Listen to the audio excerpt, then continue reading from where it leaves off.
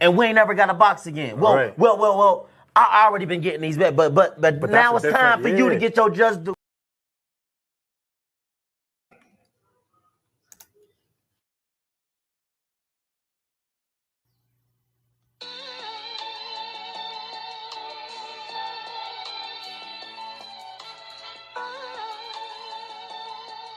Yeah, you know the deal. We back again. Yo.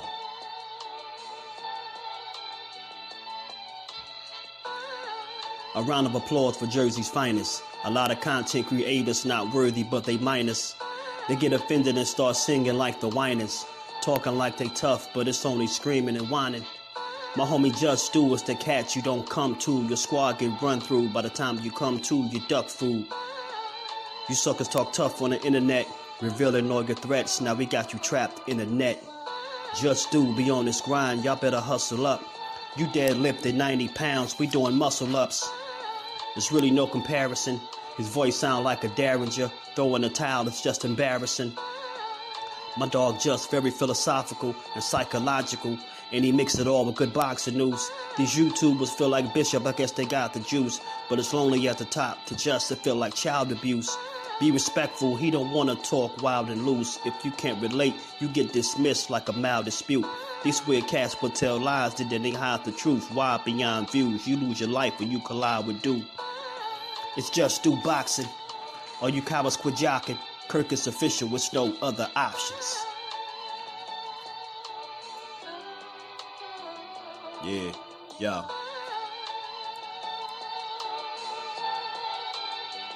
You know the deal. Judah Ben, we in the spot. JusDueBoxing, yeah.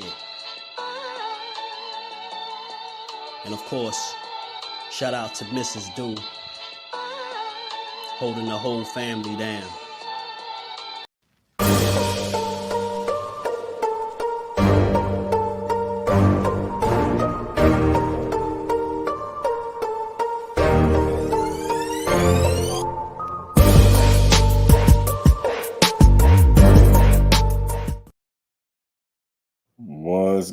What's good? Salute to the family. We back again on this good Tuesday.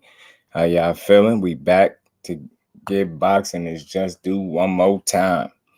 What's good with y'all, man? Y'all already know the drill. If you catch this on the playback, because I'm noticing more and more people be catching these lives on the playback, make sure y'all come join the family.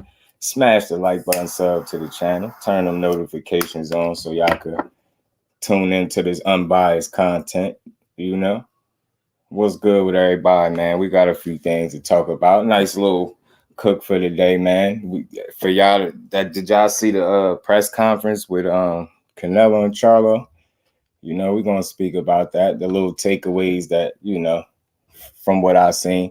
So let me say what's up to the fan, man. Y'all smash the like button on the way in. Skywalker, my guy, my bro, what's good with it? He's pulling up double duty. Eat J, what's good, man? Salute to you, bro. Appreciate you being a channel member. Al Booger, salute, family. How you feeling, bro? Thomas Hill, what's good with it, Brody?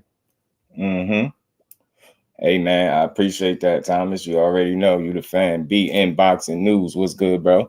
12-hour shift, don't work too hard, nigga. You always working, though, bro. Putting that work in. Salute to you, bro. Just got to listen yesterday.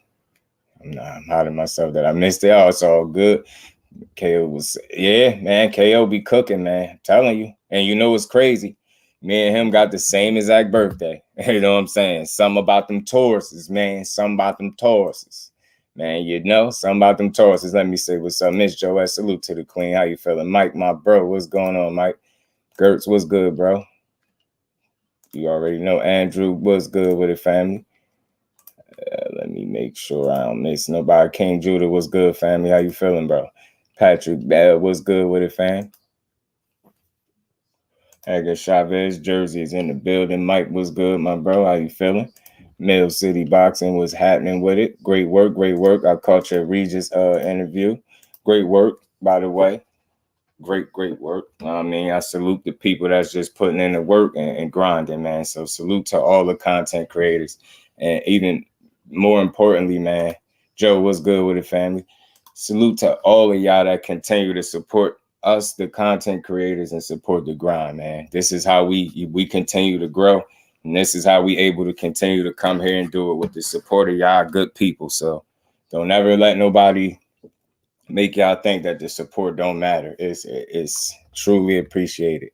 You know, rocking with us every single day. You already know, guys, that Just Do is about giving everybody their credit. So if I see somebody doing good work, I got to salute them, man. That's just who I am. I want to see everybody win. Everybody with good intentions that really just want to grow the sport and use their platforms to just keep growing, I think deserve to win. You get what I'm saying? From NEW, you Jers, you know it, man. You know it, man. You know what time is. Big Dog Willie always showing love. What's good with it, fam? Lord Bill Haynes said that Devin out-trained Usain Bolt. Outran Usain Bolt. And we ain't never got a box again. Well, I already been getting these bets, but now it's time for you to get your Just Do. Salute to my dog, Big Dog Willie. Always showing love, man. Appreciate the support. Doesn't go unnoticed, Big Dog. You be showing a lot of love, family. Appreciate you. Appreciate every last one of y'all. Got to make sure y'all know that. But yeah, man. So let's have this little cook, man.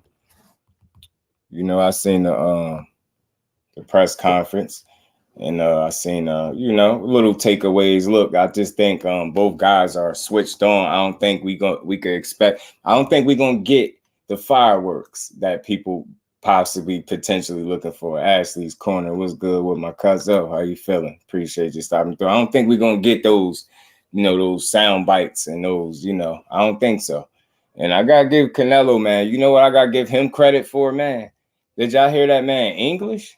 Man, Canelo done learned how to speak English pretty damn well, man. Shout out to him, man. Salute to him, man.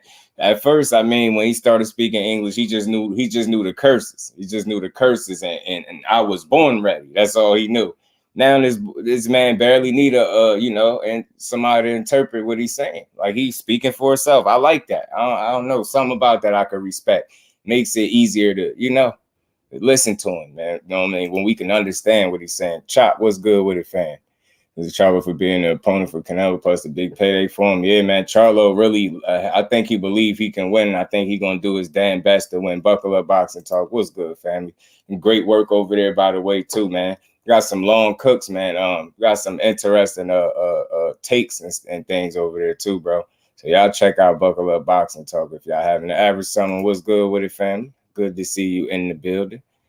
Real smart decision to learn English, bro. I'm telling you, that was a good move. I think it just make people be able to take to him a little bit easier. You get what I'm saying? And I think, you know, he understands that the challenge that Charlo is, man. Let's make no mistake about it. I know the weight jump for a lot of people seem like a lot, but for me, it's how he picks up that weight. You get what I'm saying? And I think him and Derek James got a plan to pick, you know, to coming in there at a comfortable weight that they could perform at a high level. That's what I'm hopeful that they can do. You get what I'm saying? Salute to my bro, Buckle Up Boxing Talk, man. Salute to all the content creators in the building. Rome the plug. How you feeling, fam?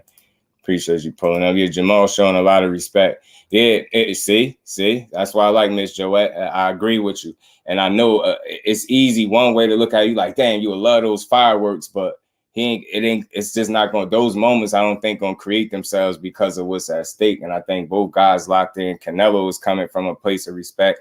Charlo is coming from a place of respect. So and like he's like Miss Joette said, and he even alluded to it, I think that shows some growth within him as a fighter. And I hope people, like he said, people are able to pick up on that and not be disappointed that he ain't rah. He said he's still him. Like, you give him a reason, you know what I mean, then he gonna go at you. But other than that, I think we're seeing him very mature, you know, Jermell Charlo. I think he's focused. I think this is the mentality he needs to have. He don't need to spend no extra energy trying to be extra for the cameras and for the people, right?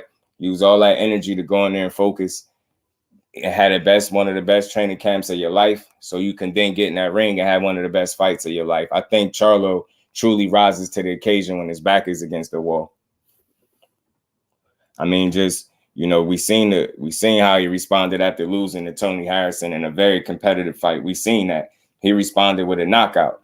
Get what I'm saying? We seen how he responded with the draw to Brian Castano. He came back with a knockout, and that performance was just one of his best performances to date. So you know how people are big fans of saying you only as good as your last. And if that's the case, then the last time we seen Charlo in the ring, he was on top of his game. And again, he was switched on. He was mentally locked in. He had his emotions all the way in check. It was a sense of calm over Charlo that I felt seeing him in that locker room, you know what I'm saying, warming up all the way to his walk, his ring walk. It was just a certain sense of calm over him. And I think as a result, it allowed him to walk into that ring with a clear head and execute the game plan to the best of his ability. And that's exactly what we've seen. You get what I'm saying? I think the most impressive, aspect about the fight in the rematch was the fact that it wasn't like it was super competitive and then all of a sudden he landed a good shot and hurt him and got him out of there. No, he got in there in that rematch, and because he was listening to Derrick James and doing everything right, and making very few mistakes, that allowed him to create the separation in those rounds within that fight to show everybody, not only am I going to beat this dude, but I'm going to show y'all that I'm better than him. I'm going to outbox him, and then I'm going to stop him. I'm going to break him down and stop him, and that's what he did. So it was just impressive to see how he went about his business in that rematch. And again, I feel like both instances, you could kind of say his back against the wall. Like after a loss, you could ill afford to come back and then lose again. So look, what did he do? He came back and got a knockout win. Then he goes and get a draw. You could ill afford to come back and get another draw or lose that fight. And that's for undisputed. So what did he do? He won that joint. You get what I'm saying? So I think Charlo is just mature. I think these experiences, I think the loss and the draw has made him a better fighter. I think as a result, you're going to see a mature fighter, some growth. You get what I'm saying? And we're already seeing it in terms of how he's carrying himself. And I think that's always a good thing. You get what I'm saying? He understands as a man, look, I don't need to go crazy to sell this fight.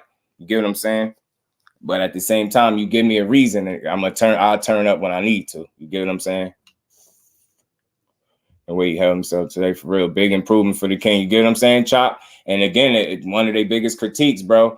Facts, he right on the right track. One of their biggest critiques was, their energy that they put out and their attitude. And if we was, that's why I wanted to talk about this. The little takeaways that I seen from this wasn't the fireworks that people were probably looking for, but I seen a lot of growth from Jermell Charlo, which I think can help him in a fight of this magnitude. This is no doubt the biggest fight of his career. So he needs to be in check mentally, physically, emotionally, and he is. And I think his vision is clear, and he got a job to do. And I think because of it, he's gonna go out there and perform. He even said, like, if you was listening, he said he wished he never even showed like the negative energy like that to begin with, but he like, that's just me. But he like, I hope y'all able to see, some of the growth that I'm showing up here. And that's a great point that he made. They both really the same size. Mel look naturally bigger, but I still give Mel props for not testing the division before jumping in with Canelo. Right, I could respect it.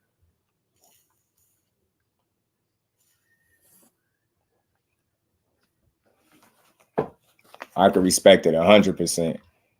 Man, and again, that's what's important. You know what I mean? If he was younger, then cool. Like I really would be looking forward to the extra trash talk, but seeing how he conducted and handled himself, he didn't force a moment that wasn't there. He just behaved like a real fighter, like a mature fighter that got a job to do. And again, just like Canelo was saying, one of the reasons why he don't want to sit up there and trash talk, because you can sit here and say everything you want to say, but then you get in that fight and you lay an egg or do bad, then what? So, I mean, I understand it on both sides. I think, it's easy to recognize, obviously, the respect that Jermell Charlo was showing, but at the same time, Canelo Alvarez was showing the same respect. And I don't know if y'all caught it. They asked him, who you think is the better out of the two Charlos? Now, of course, naturally, you will kind of expect him to say what he said in a sense, because the one he's fighting, of course, you're going to say that's the better one, because, it's not 100% for sure that you're going to go fight the other one, right? So definitely you're going to big up the one that's in front of you, and that's smart. But at the same time, I think he was being honest. He came off very honest. He said, Jermell Charlo, he think is the better guy. He said, you get what I'm saying, the skills and, his opponents, he fought the better guy. So he feel like, you get what I'm saying, he's the better out of the two. So, but he said, he truly won't know until you get in the ring with these guys, which is also true too. But at the same time, he did give what I felt like was an honest opinion or assessment on how good Jermell Charlo was compared to his brother. So we're gonna see. A lot of respect shown, and for good reason. You know what I'm saying? Good reasons, man. Good. We're gonna see some come fight night. Great fight, yeah. And the fact that you get what I'm saying, this dude X was good with it, family. How you feeling? You must work on the second shift. Oh man, don't work too hard over there, bro. Salute to you, man. Very interesting that he said he thought he was gonna say more. Yeah, right. He kept it real. He said, hey man, look, and the reason he gave for it, I was looking for the right reason. Like, again, he could have just said that, and I thought he was going to stumble up for a second, but he was like, nah, the skills and, you know, the better opponents, like he fought the better guys. So I was like, okay, Canelo, you paying attention. Okay. D-Ray Promotions, what's good with it, D-Ray? How you feeling, fam? Appreciate you stopping through. It's usually respecting the first press conference. Give it time. Cuz I'm like, yeah, give it time, man. It's still early. Don't count it out yet. You're right. That is true. Things can change, you know, or you know, from one press conference to the next for sure. You know what I mean? We gonna see. We definitely gonna be paying attention to them. I'm gonna do my best to you know, watch these things as they present themselves and roll out, so we can continue to build on them. And like I said, it wasn't the typical fireworks that, you know, somebody would be looking for, and I get it. You know, that energy that Jermell Charlo typically shows, but again, it's good. It's always good to see growth, and it's good to see one of the things that, you know, that they're so highly criticized for is the, you know, the behavior or temperament that they show. Right, they come across as aggressive or this or rude, but like I said, it's a good mentality and a state of mind for Mel Charlo to be in going into the biggest fight of his career, and he can kind of build off somewhat of the momentum from his last fight. Now, I understand it's a totally different opponent and you jumping up some weight classes. I get all of that. But the goal is still the same, to build off your very last performance. That's always should be the goal, not to outdo nobody else on the card, but to outdo Mel Charlo, the you versus you battle. That's where his mind need to be at. I need to be better than I've ever been. I need to be better than the Mel Charlo that was in the ring the last time I was in there. That's his mentality. That's what it needs to be, in my opinion. And I think it will be that. To outdo yourself, not nobody else. You get what I'm saying?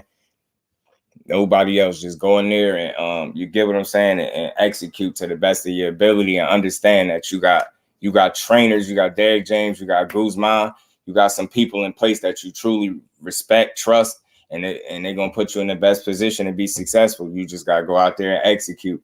And like I said, man, just being fair to this situation. You know, Canelo is a guy that he might not be in his absolute prime at this point. He might be a guy on the decline, but make no mistake about it, that guy is still very dangerous and good enough to beat a lot of guys that you put in front of him. So we're going to have to see what kind of game plan Derek James and Mel Charlo draw up. And again, it's going to be about application and execution. You get what I'm saying? And consistency. Whatever it is that the areas where you have success, you need to build on them. You need to continue to have success in those moments. You get what I'm saying? I think the first half of the fight is going to be very, very important. You get what I'm saying? Simply because you get what I'm saying. We have seen moments or times where Charlo has given up some early rounds. We've seen it before, but we've never seen him constantly give up round after round and things like that. So I think it's very important for him to control the tempo and pace of the fight, particularly in the first half, those first 6 rounds, because that's where Canelo is his dangerous, in my opinion. You get what I'm saying? At the same time, as long as he's upright, he's dangerous, right? But I feel like the most dangerous he will absolutely be in the fight will be the first 6 rounds. And if you just go off of what you've seen recently out of Canelo, if we just going off of what he's shown us, you just see it at the fight. He seems to, you get what I'm saying? Facts. You get what I'm saying? X, outdo you. That's all you got to do. Don't focus on none of. Let me be better than Charlo was the last time Charlo was in that ring. And I think he'll be fine. You get what I'm saying? But true indeed, man. He got to control these first 6 rounds. And if we seen like what Canelo has done in recent memory, recent fights, he usually goes for it early, or he typically tries to land something big early so he can kind of tame you.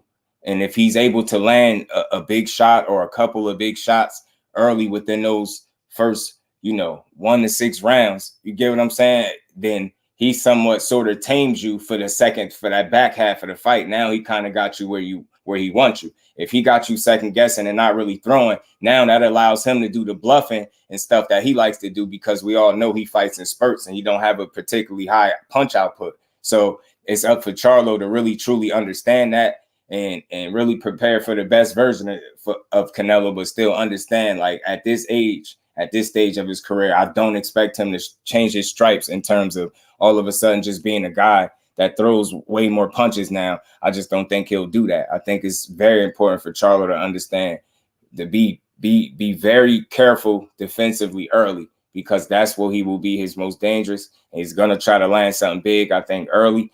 And you get what I'm saying? And try to kind of control the tempo, to kind of set up to control the tempo for the back half of the fight. I think that's something he truly going to do. Get what I'm saying? Snacks B, what's good with the family? How you feeling? Appreciate you pulling up. So at that, like I said, man, we gonna see. And I know Charlo is smart enough. I know the coaches and the team that he got around him is smart enough to understand these same things. If I can see these things, if we can see these things from the outside looking in at home, then I definitely know a guy like a Derek James and, you know, a Guzman, some trainers, and even a Charlo understands this about Canelo.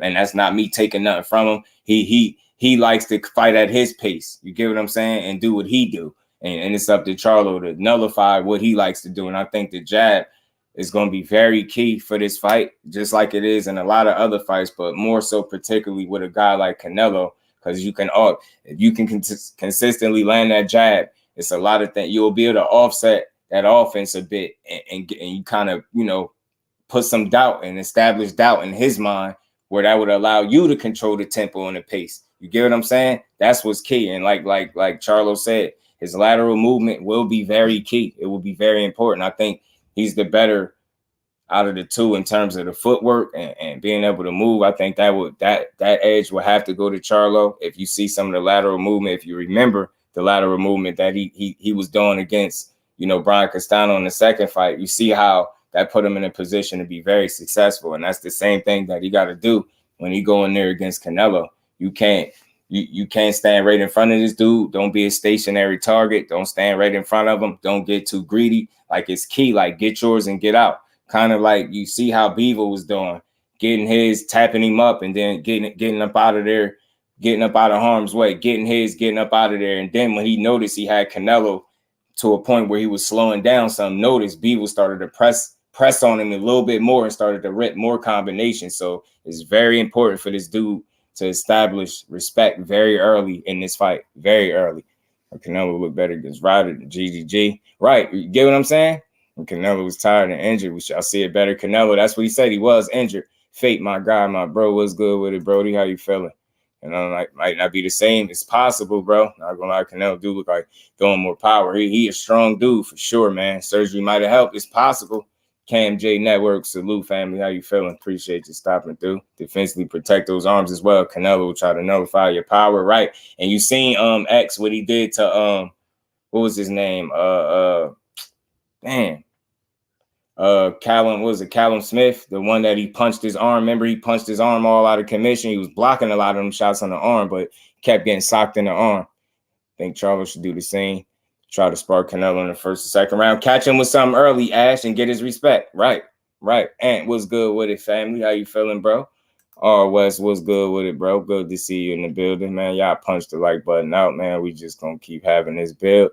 Canelo's trying to beef up his chest when he walking in the face off. He's standing in front of somebody like that big. He like, damn, Charlo got some size on him, don't he? Charlo definitely got to use his athleticism. Athletic ability, pardon me, to win this fight. I think so too, Cam. I think so, bro. And most importantly, I think his lateral movement. You get what I'm saying? Creating those little angles where you getting off, you know what I mean? You getting right out of from in front of him. You get what I'm saying? Get yours, get out, and again, attack that body as often as possible. Attack the body as often as possible. I know all of these things are easier said than done. I understand that Canelo is no pushover, no poop putt. Even though he might be slowing down, I understand that. But he's still very dangerous. He still has fast hands. You get what I'm saying? Got good reflexes. He still has good defense, upper body movement. You know, he's not the best in terms of the footwork department. He's a little heavy-footed. You get what I'm saying? But the upper body movement and the ability to get the head off the line is very good. So Charlo got to be very aware of that, man. And his defense has to be switched on, bro. You have to beat him to submission. And, you know, KO coming. I'm telling you, the average someone it's Canelo been hurt one time and his visibly to me in his career, and that was against Miguel Cotto, brother, when he was like 19 years old. And all he did was end up shaking that off and end up stopping dude just to end up fighting a brother all them years later and beating him too. It's crazy, man. Canelo had a hell of a career. I tell you that. Truly blessed. What's good, family? Good to see you in the building, man. How you feeling? Appreciate the love, man. And we ain't never got to box again. Well, well. I already been getting these bets, but now it's time for you to get your just due. Right. His arm. You see, remember X's arm. He did his arm. He had his arm looking like something in a cartoon. Like, it was just weird. I was like, bro, you didn't punch your arm out of commission. Canelo with gas in 6. I hit Charlo by TKO 9 and 10. I'm telling you, y'all see what I'm saying, King Judah? You probably feeling how I'm feeling. The first 6 rounds is where he is most dangerous, and he has a tendency to try to kind of shoot that load a little bit in that first 4 rounds. You get what I'm saying? He gonna go for it, I think, try to land something big early. That's just my opinion. And I think in an effort to somewhat sort of tame you, to create that doubt, he wants to be able to do that within that first portion of that fight. Within them first 6 rounds, he's going to be looking to land a shot that's going to kind of make you second guess yourself. That's what he's going to look to do. If he can do that successfully, like I said, then that allows him to fight in the spurts that he likes to fight at. It allows him to coast how he want to coast. You get what I'm saying? JJ, salute, family. Appreciate you pulling up. And salute to my guy, Truly Blessed. Salute to B Moore is in the house. Yep, early on in his career, man. Remember, he's 19 years old, I think he was, the average someone. And what's good with it, bro? How you feeling? Canelo still got talent, but in my opinion, has been regressing the last 3 fights. But I think he's going to be up for the task with Charlo, right? And I think the fact that he's saying he's not hurt this time, he should be healthy enough to train harder. So we should see, you know, possibly a sharper Canelo. You get what I'm saying? Possibly. Greets, what's good with it, family? How you feeling, man? Appreciate that, man. Appreciate you coming through as always. NAVARRETE Valdez. We gonna talk about that. I'll get to that for sure. Winner getting destroyed by DEMETRIUS. Andre Ghost, what's good with it, Ghost? How you feeling, man? Charlo's brother is a better matchup for Canelo, welterweight, Charlo middleweight. Oh, you're talking about naturally for me, I would have to say the guy that's been more active. You get what I'm saying? And that would be Jermell. And I know people think he's so undersized, but I don't. I think the biggest challenge will be whatever weight he's coming in at, fighting at that weight. You get what I'm saying? I don't think, you get what I'm saying? Outside of that, I don't expect that to be as much of an issue. And like I said, I don't think he's going to pack on a bunch of muscle anyway and shoot himself in the foot in that way. So I think he'll be all right. But I think because he's the more active one, for sure, that he'd be the better matchup for him. You know what I'm saying?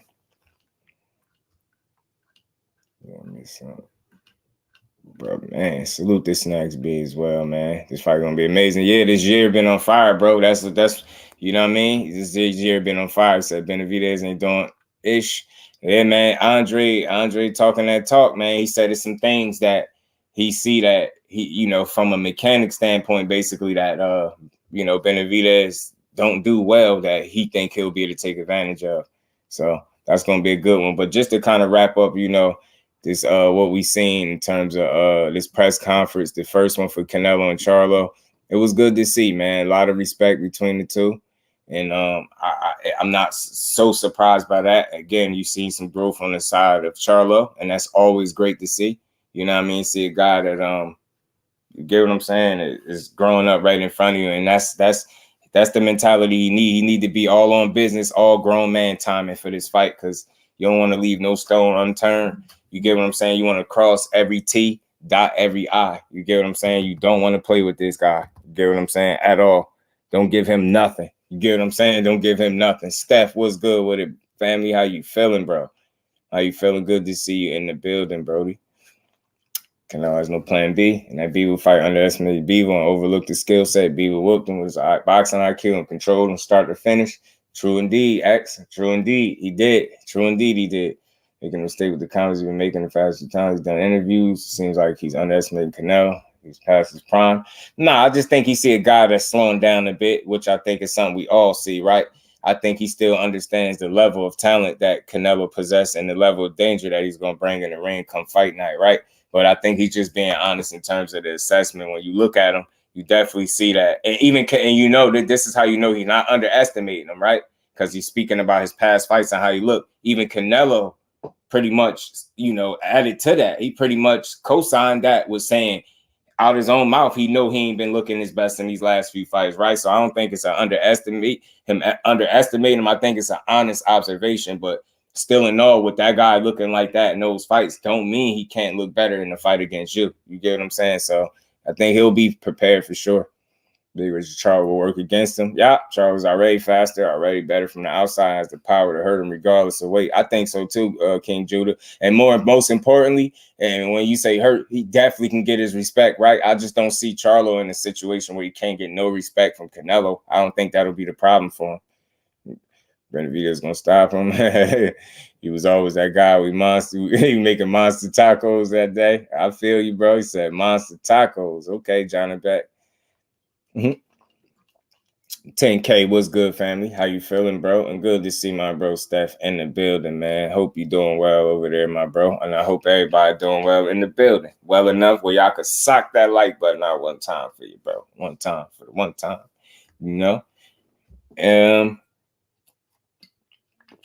Only thing I heard, the average someone in terms of what's falling on that undercard so far. I don't know if it's anything else. If L-Dub pop in, because L-Dub be on it sometimes. A lot of times he be known. So I'll ask him. I'll try to find out. But the Lubin and Ramos fight is supposed to be on that card. Erickson Lubin versus Jesus Ramos. That's supposed to be on the card. So that's already, you get what I'm saying? You got the main event, which that's gonna be fireworks. And then you got that on the card already. And that's just one of the fights. So I hope that they fill the rest of that card up pretty well. But that's a good start right there to have that fight on there. You get what I'm saying? That's one that we didn't expect it, but it's coming. And I love to see it, bro. Or just, yeah, you already know. You already know, man. Steph, you already know, man. As long as you great over there, we great. We glad to see you in the building. Just no hurt wouldn't touch Andre, let alone hurt him and beat him. Nah, he can't beat no damn Andre. Hell no. Hurt? No. Oh, no. In my opinion, no. That Ramos who beat it out of Spencer, yeah, right. The average someone, that's the one. He fighting Lubin, bro. That's why I say Lubin a different dude, man. He a dog. He don't turn down no smoke, man. Win, lose, or draw, bro. Don't turn down no smoke. And he looked good in his last fight. And I understand, the guy that he's, Luis Arias ain't no Jesus Ramos, but nonetheless. Erickson Lubin looked very sharp, switched on, focused. He didn't look gun shy. I was trying to spoke him up. What's messing with that? I done spoke him up, man. Yeah, that's a nice one, bro. That being on the card. Mistake putting Erickson Lubin in the same room with Jesus Ramos. I get what you're saying, but Lubin could box. He got more. I think he got more size than Joey Spencer. I don't think he'll be as undersized as what Joey Spencer was. I think that was the biggest issue right off the bat. Joey Spencer just was undersized and outgunned in that fight, and that was the first time I seen him in a professional fight where he could hurt his guy like at all. Like Ramos had no respect for nothing Joey Spencer had going on that night. Nothing. He had zero respect for anything he had going on. I love some David Morrell, man. Lubin, please box and beat him. He has to box him. And I just spoke you up, man. LWBoxing, salute to my guy, man. What's good with it, bro? Hey, Dub, I was just wondering, man, bro, did you hear about anything else on the Canelo undercard besides the Lubin and the Ramos? Yeah, Lubin be with the smoke, bro. I'm just saying, guy fights like once every 2 years, looking for him bad at 160, right? Brody, I done hit that Mickey Freaky. You already know. Appreciate you, Thomas. You already know my guy. K.O. was good with it, Brody. Say whoever picked Lubin, just go ahead and give me my push-ups right now. He gonna come in here and crush my feel. I can't even think about trying to rock with my boy. But I'm just being honest. It's gonna be a very tough fight for him, K.O. Salute to you, bro. Appreciate you stopping through. Yeah. Yeah. He. I think that one was a nice jump bit too much. I just think that guy was so big on the night, bro. Like he couldn't do nothing with him, man. He couldn't do anything with him. Troy, what's going on with it, fan? Boogie My Monster, Andrade gonna put some serious work on Benavidez, who I give a lot of credit for taking the fight against the highly duck Andrade. Yeah, I can't wait to see that too, man.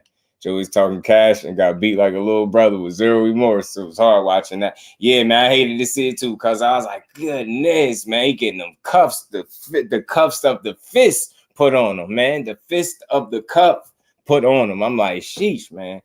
Yeah, man, when Lubin gonna lose to him. Lubin fight him on the Canelo undercard, cuzzo.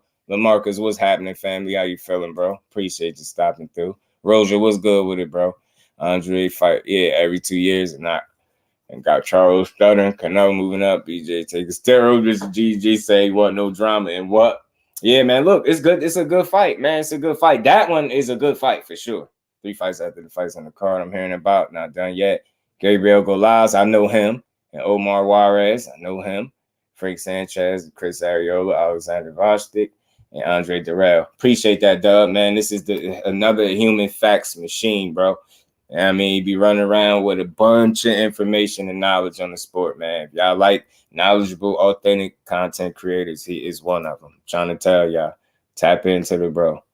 Spencer just kept coming forward and couldn't get on the inside with Ramos, and that power got him facts. And then when he did get shots off X, it did absolutely nothing to Ramos. It did nothing to him. I was like, oh, no, this is not good, bro.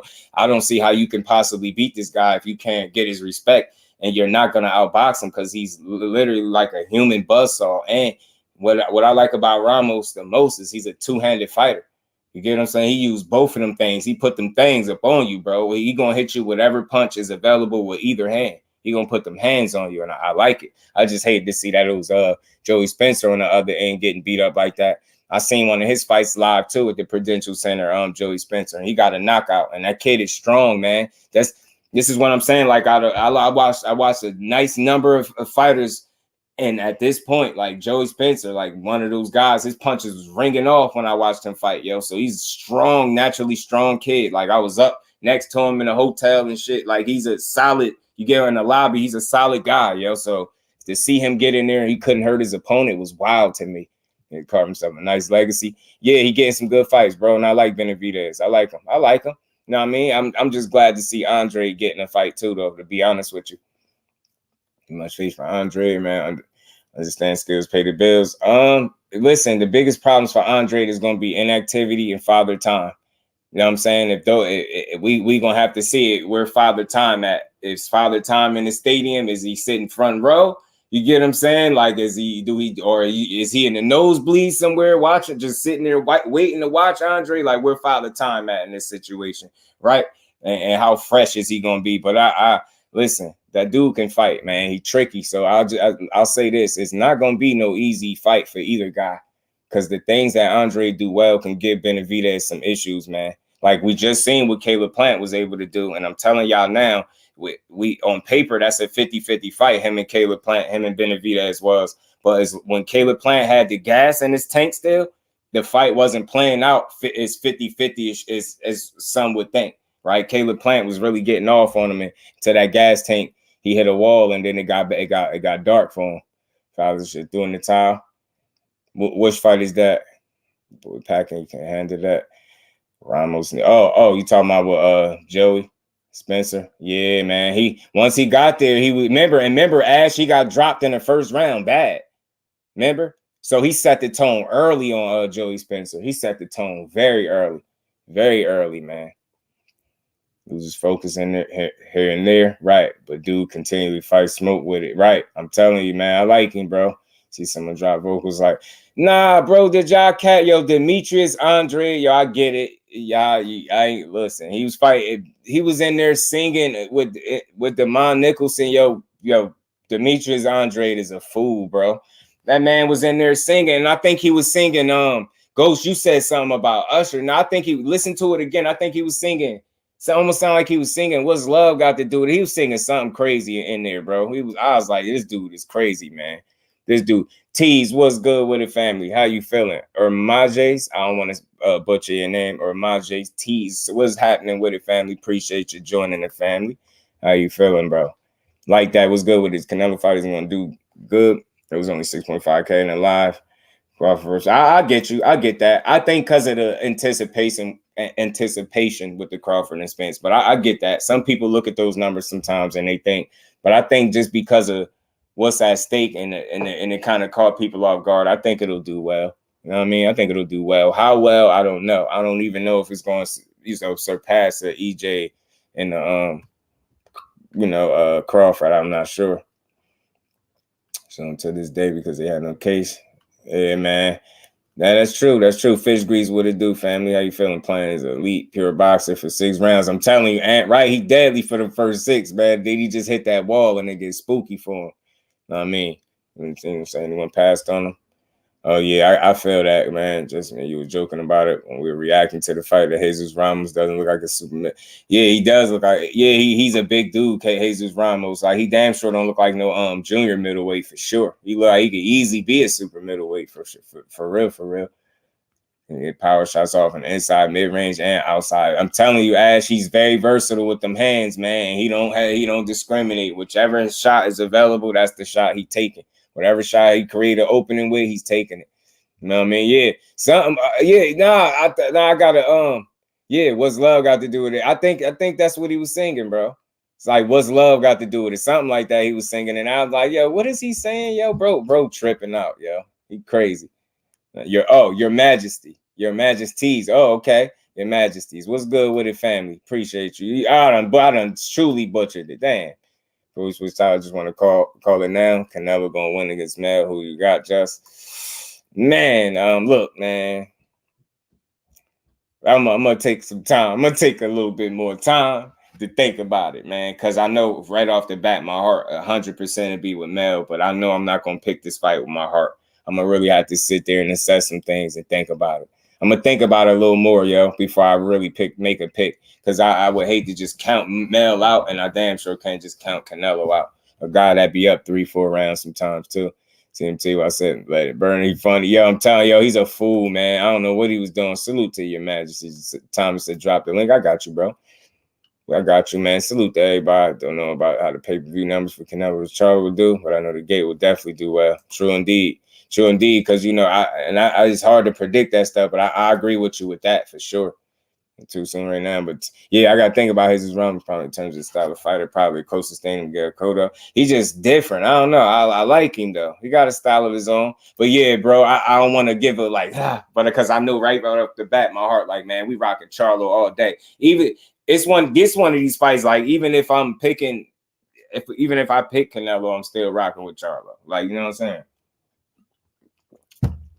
So he always root against Canelo. Damn, you said 250, 350K range goes. It better at least do 5 and better, man. It better. Because he just did, what was his numbers he just did? What was dude name? John Ryder, right? I think he just did some decent numbers with that guy, didn't he? And that's pretty much him by himself, because, you know, John Ryder ain't got no crazy fan base or nothing. But we'll definitely see. We're going to keep an eye on it and see. Like, I would love to see. I hope it do good. You get what I'm saying? I would hope so. No, man, I got y'all, bro. Let me drop the link for bro. Y'all punch that like button for you, bro. We're gonna keep on rocking, y'all. Let me drop this for the bro real quick. Just me being nice. Yeah, right. I just want to see it do well, because it's a big, meaningful fight. It's a fight where people really should get behind, because that's exactly what chasing greatness is. What Jermell Charlo is doing, that's chasing greatness. Is nothing short of that. You get what I'm saying? It's nothing short of chasing greatness. Canelo ruined his ability to set them big numbers with the zone run, because he I think people got tired of him giving us the same fights over and over that nobody wanted, right? I think they got, you know what I mean? Yeah. Just the sad part about the numbers that Ghost just gave us, right? I'm guessing most of those numbers are probably gonna be Canelo fans and stuff like that buying the pay-per-view. Like, does Charlo have a big fan base outside of Houston? Man, outside of the state of Texas? That's a good question, man. That's a good question. I think we definitely get some answers or some clarity to that when they ask this fight, I mean, maybe. You get what I'm saying? Who knows? But I ain't good at predicting that type of stuff. KO, what's good with it, bro? Hey, KO. What's popping, man? Hey, don't let Demetrius Andrade and Dave Benavidez. That's a good fight. Don't let it distract you from the fact that Dave Benavidez turned down David Morrell Jr. to fight Demetrius Andrade. Right. True, he did. Damn, that is all truth. Don't let nobody lose that. You know? Tim, what's good with it, Tim? Davo, what's good with it, fam? He said Canelo finna clean up the PBC roster that retire. I mean, shit, it took him a long time, but he better late than never. But we're gonna see. But he did, man. I hated the fact that he did that, and the reason why I hated it in terms of like him turning down that fight is because I seen videos and I had pulled them up and played them at the time where his pops was clearly calling out David Morrell. He did it in Spanish, then English. Tagged him. He said it's time for the talk to stop. Let's fight. And then when it came to this, they talking about he need to build up his profile and get his name up. And I'm just like, bro, y'all called him out already. You can't go backwards after you call him. So I'm just like, I never respected that. And I like David Benavidez. I do. I don't like to put jackets on nobody, but that to me wasn't a good look. I just didn't. Well, was it David that said like? Yeah, they started like, or him, his team, his dad. I know his dad definitely started changing his tune. Yeah, no, but do you think it's David saying this through his father, or do you think it's just his father saying this? Like, yeah, I mean, to me, it seemed like it might be some of both. I mean, even if it's the father being a mouthpiece, because I definitely hearing more because David's not a big like. To me, David putting up no resistance, right? He could still be like, "Nah, we want Morrell," like, and that's not the case.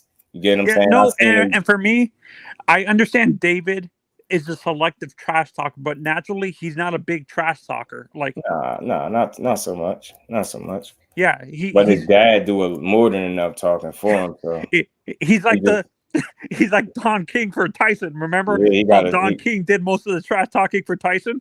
They think we gonna be catching all these interviews. I'll be catching them. So yeah, I KO on point with that. He damn sure they seem more than cool not to fight Morrell, and I'm just tired of people keep saying he's not ready. So it's crazy the fans be saying that, but why the fighter? If the fighter was feeling like that, he would have fought him. Trust and believe. He know that's a good name on his resume. I don't care how many fights he do or don't have. You real recognize real, bro. Ain't no way in hell Benavidez is a good fighter and don't know David Morrell really like that. You know what time it is, bro. That dude like that. What people need to understand too, bro, about this David Benavidez and Demetrius Andrade fight is that Demetrius Andrade don't have the leverage in negotiations that Caleb Plant had, because Caleb Plant was coming off of the Canelo pay-per-view. So one thing that people need to make sure you include in your analysis is you need to think about what size ring are they fighting in, bro? Right. What are some of the stipulations of that contract, bro? Because if David Benavidez is putting this dude in one of them goddamn Tim Zoo Tony Harrison rings. Yeah, right, for real. That shoebox had them dudes fighting in a shoebox. I'm trying to tell you, bro. You put that boy in one of them Tony Harrison Tim Zoo.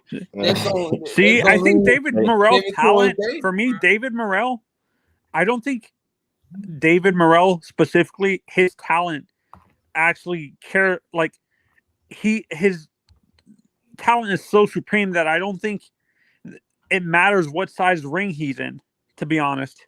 KO. Yeah, Morrell. I ain't talking about Morrell. I'm talking about this Benavidez and Andrade fight. Yeah, he's talking about them. I ain't talking about no Morrell. Right. Oh no, I thought you were talking about Morrell versus Benavidez. I'm talking about the fight there. I'm talking about the fight that we got, bro. Andre needs a small ring. You think so? Think it'd benefit him better with a small ring with Benavidez?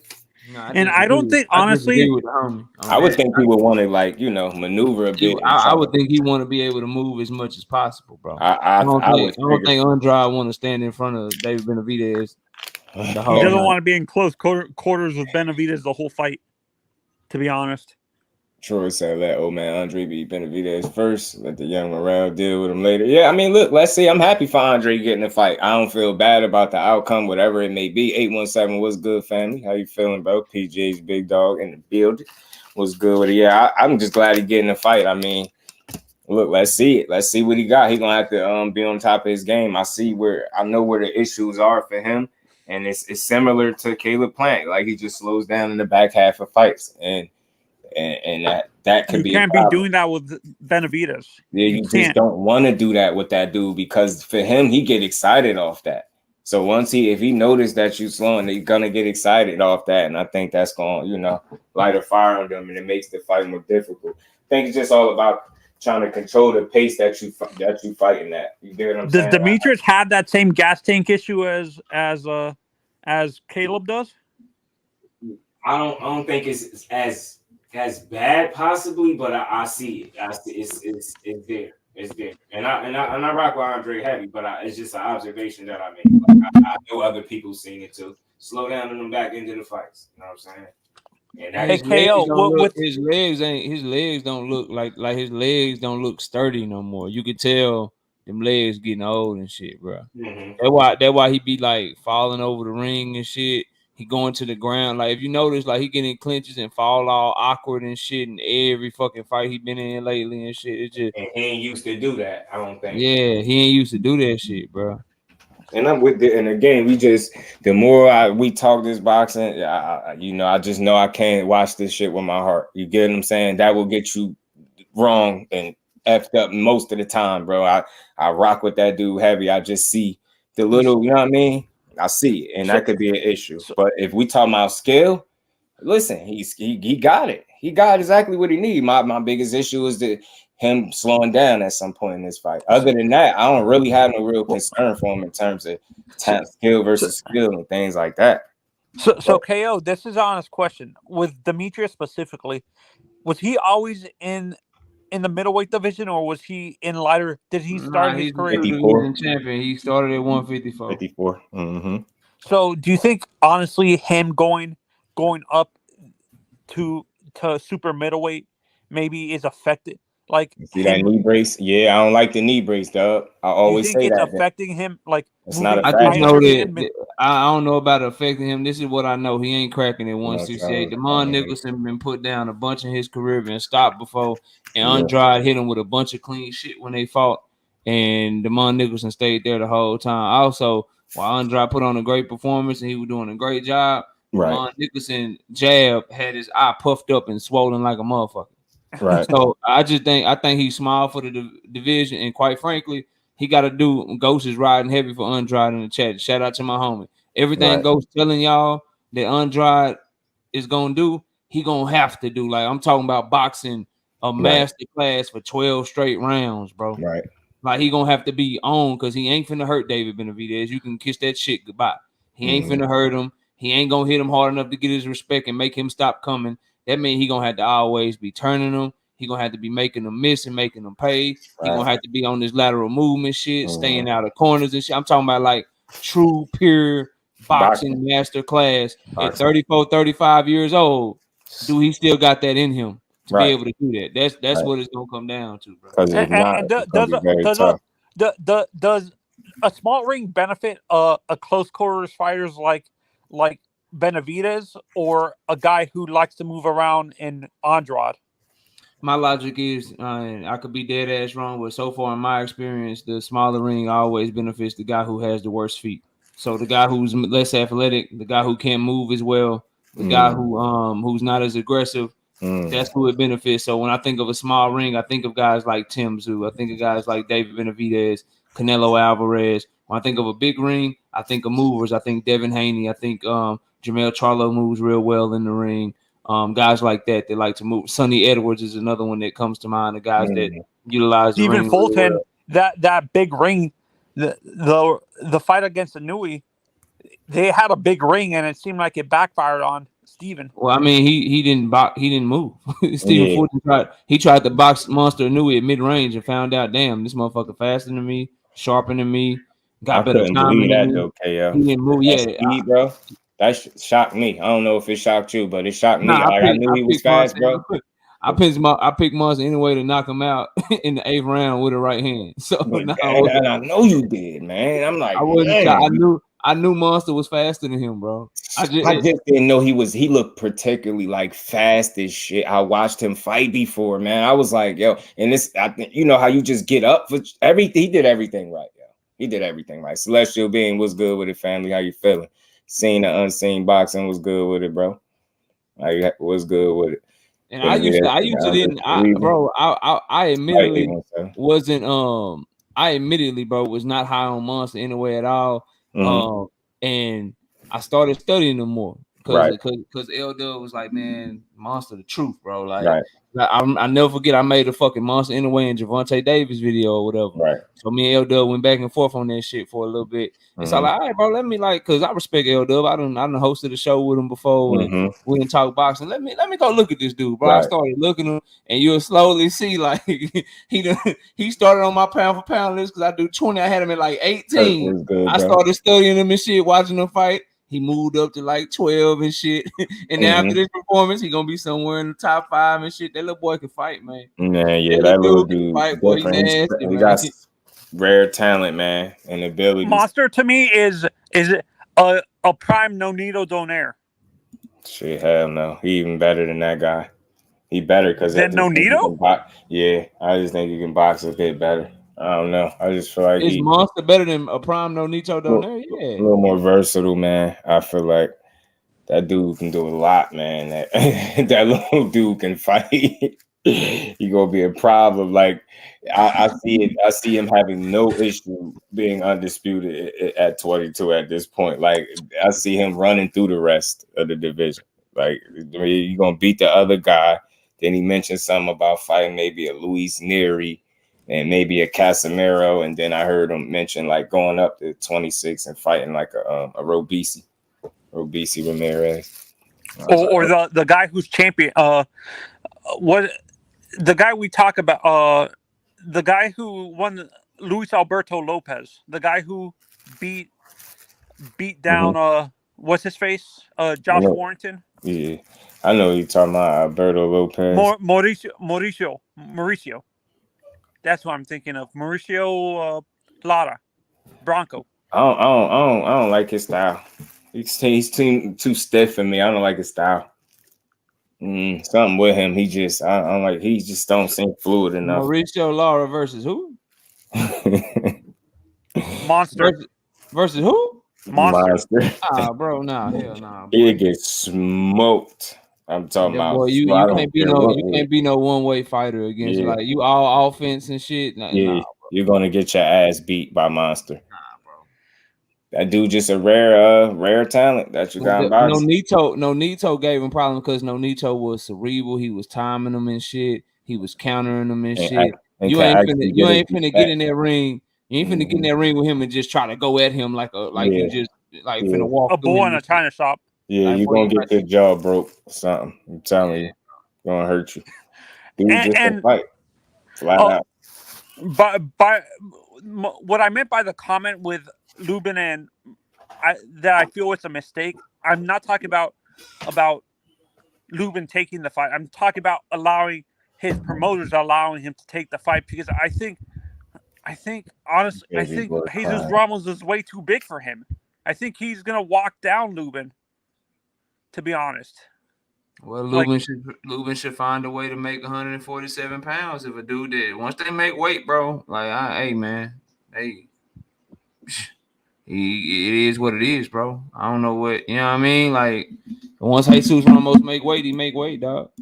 Shit, like, I don't know. They whole too big shit. They both gonna weigh in. The guys look like they both gonna weigh in 154, bro.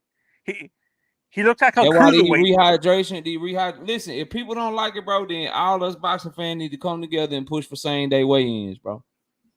Like if we not gonna do that, then shit, they make weight. I ain't trying to hear none of that. Yeah, don't complain if you don't want to do anything about it. I'm not complaining. I'm just pointing out a fact that he looks way bigger than a junior middleweight 154. He looks like he's a cruiserweight. Walking around. Yeah, he a big ass 154. That's the advantage of youth though. That's why Devin Haney was able to make 135 so long. 21, 22 years old, walking around 150, 155, being able to make 135 when you 5'8" and you really got the dimensions of a welterweight. That's the advantages of being young, bro. But Lubin trying to get back in the picture, bro. Like he gotta take fights like this if he gonna get back to being a contender at 154 pounds. He have to, bro. Because once you lose how he lost to Charlo, and then you lose how he lost to Fundora, and you want to get back, bro, they gonna give you them young guns, and people forget how young Lubin is, bro. So he got to do this shit. Is Lubin in his 30s or 20s? Man, that man 27, 28 years old, I believe, bro. That boy younger than Tank. I'm finna look it up right now. That boy younger than Tank Davis, boy. He said, "What you think about fans pushing anyway versus Tank?" I think they're just being prisoners of the moment. You know what I'm saying? I think, you know, and just the thought of it, like what they both bring to the ring, you know, you could expect a fight like that to be fireworks, but I just think that's asking too much anyway, and that's where I draw the line. It's cool and all that other stuff he doing, but you talking about jumping up fighting Tank Davis and think you gonna do what you was doing to everybody else? Ain't no way in hell I'm gonna think that's gonna happen. I think that's what I got to draw the line right there. I think Inouye's way too small for 135. That's what I'm saying. And it's as not a fan of Tank Davis, I hate to fight for Tank because it's like a lose-lose. You know what I'm saying? He go in that bitch and he do what I know he gonna do to Monster anyway. It's gonna be he was too little. He's still pound for pound #1, so he can go back down to his real weight class and be the champion and shit. I'm not trying to hear that shit. Whereas Monster anyway, he in a win-win. He fight Tank Davis at 130 or whatever, and he knock him out. Oh my God, this man better than Floyd, better than Pacquiao. He better than everybody. He go up there to Tank Davis and he get his block knocked off. Well, we knew that he was just daring to be great. He was just daring to be great. He can go back to 122, where he's actually small for 122, and he can still be great. Right. And they're gonna still look like, nah, bro. If I do want the fight though, but I want Monster to dominate 126, dominate 130 and shit. Now we talking. Right. Now when Tank knock your block off, people can't say shit. And the crazy part is I was reading, and exactly right, I agree 100,000,000%. I was reading, and like that's as far as the plans had went. I don't know if he has realistic plans of competing above 126 at this point. Like he got some good plans laid out for him that I think those goals are very attainable, but it'll get to a point where we'll have to start saying his weight classes for a reason type deal. And I think that's asking too much of him.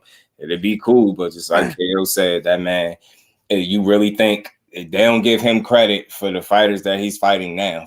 Just name them. Just name them. Any of them. They don't get credit for none of that. You think they're gonna give him credit for fighting a guy that came from where he came from 108 or something, man? What did he do? A Pacquiao? Like slow ass dude. Like you think he's gonna get any kind of credit? Nah, bro. Yeah, I mean, Tank Davis, like it's so bad right now. Like he got to go up to other people's weight classes and shit. He got to drop down to other people. Like he got to do all this extra shit for people to do any kind of. Are Tank and Inouye the same size? Nah, arm length, and height. But Tank Tank got everything he got except he just naturally got a bigger bone structure, more muscular and shit. He all right. And then plus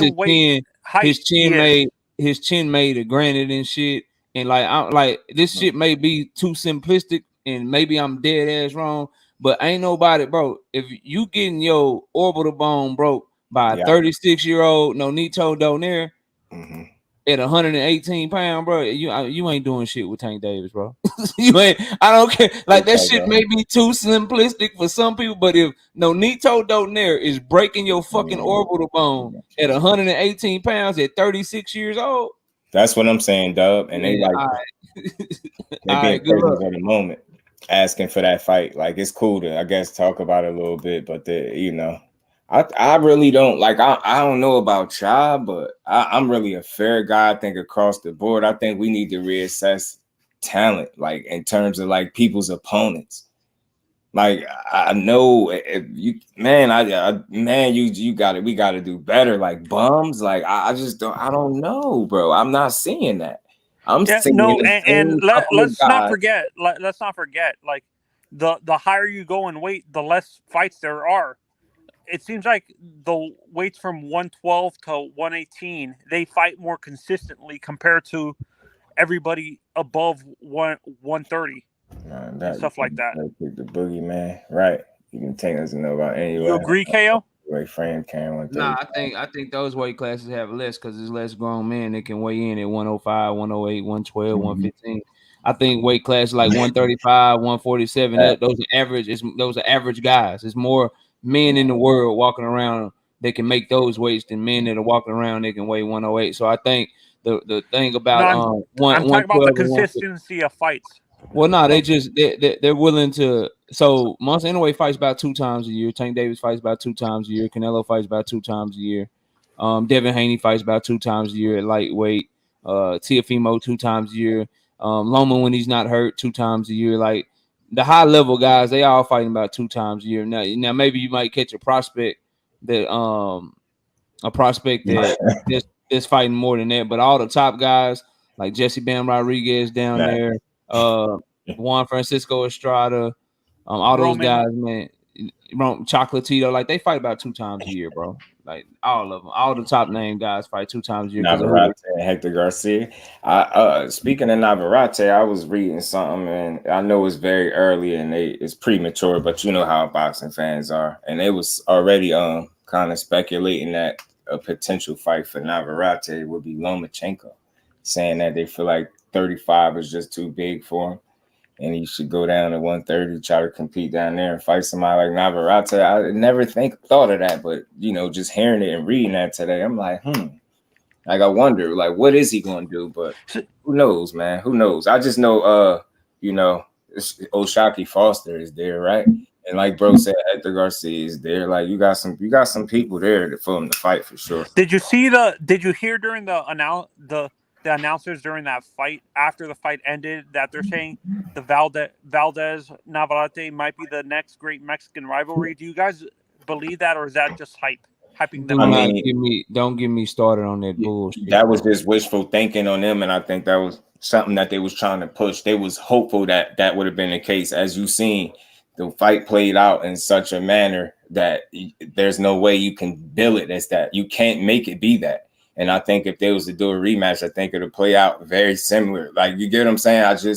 Valdez fought the way I expected him to fight, but his timing and like, you know, just having him shorter arm, I think he was like a 6-inch reach disadvantage. Like, he just couldn't overcome those things. And I just don't see him being able to come up with a game plan, because they fight how they fight. And again, if he wasn't able to time him and catch him, which I was thinking he was going to be able to do, because dude throws so many punches and you leave yourself open. Man, when I seen Valdez getting hit with those basement uppercuts, you know Navarrete bring them uppercuts from grandma's basement. I was like, what the hell? I seen him, his first combination, this is when I knew Valdez was in trouble. I'm not, y'all remember it? The first combination he threw, I said, oh man, he in trouble. He just didn't know where the punches was coming from, and it kind of stayed that way. And it seemed like he might have figured something out a little bit using some upper body movement and kind of bobbing and weaving with it, but it didn't last long. It was short-lived. And it was not only this. A little bit, and then he just started getting. It was not only them saying this, it was them saying that Eric Morales and Julio Cesar Chavez Sr. was saying this too, that this might be the next rivalry for boxing, like the next trilogy. Wishful thinking, bro. That's one thing I wish that we would do more, bro. The Mexicans, they gonna ride, bro. Like, right. That's all they were doing. Like they gonna ride. Right. Like they gonna put on and they gonna talk each other up, bro. And they gonna all pick each other and all that shit. No one get your ass with. Be like Shakur Stevenson, Oscar Valdez, Eric Morales. Who you got? I got Valdez. I got Oscar Valdez. Like they gonna ride, bro. So I don't expect them to do nothing less. We'll shit on each other though, but they gonna ride, bro. Right.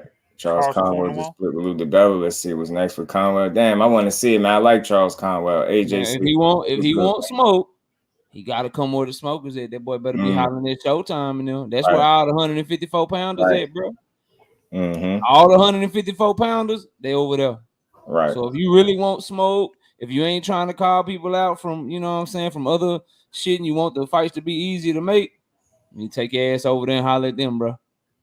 I think the next fight, honestly, to unify the, what title does Stanionis have, guys?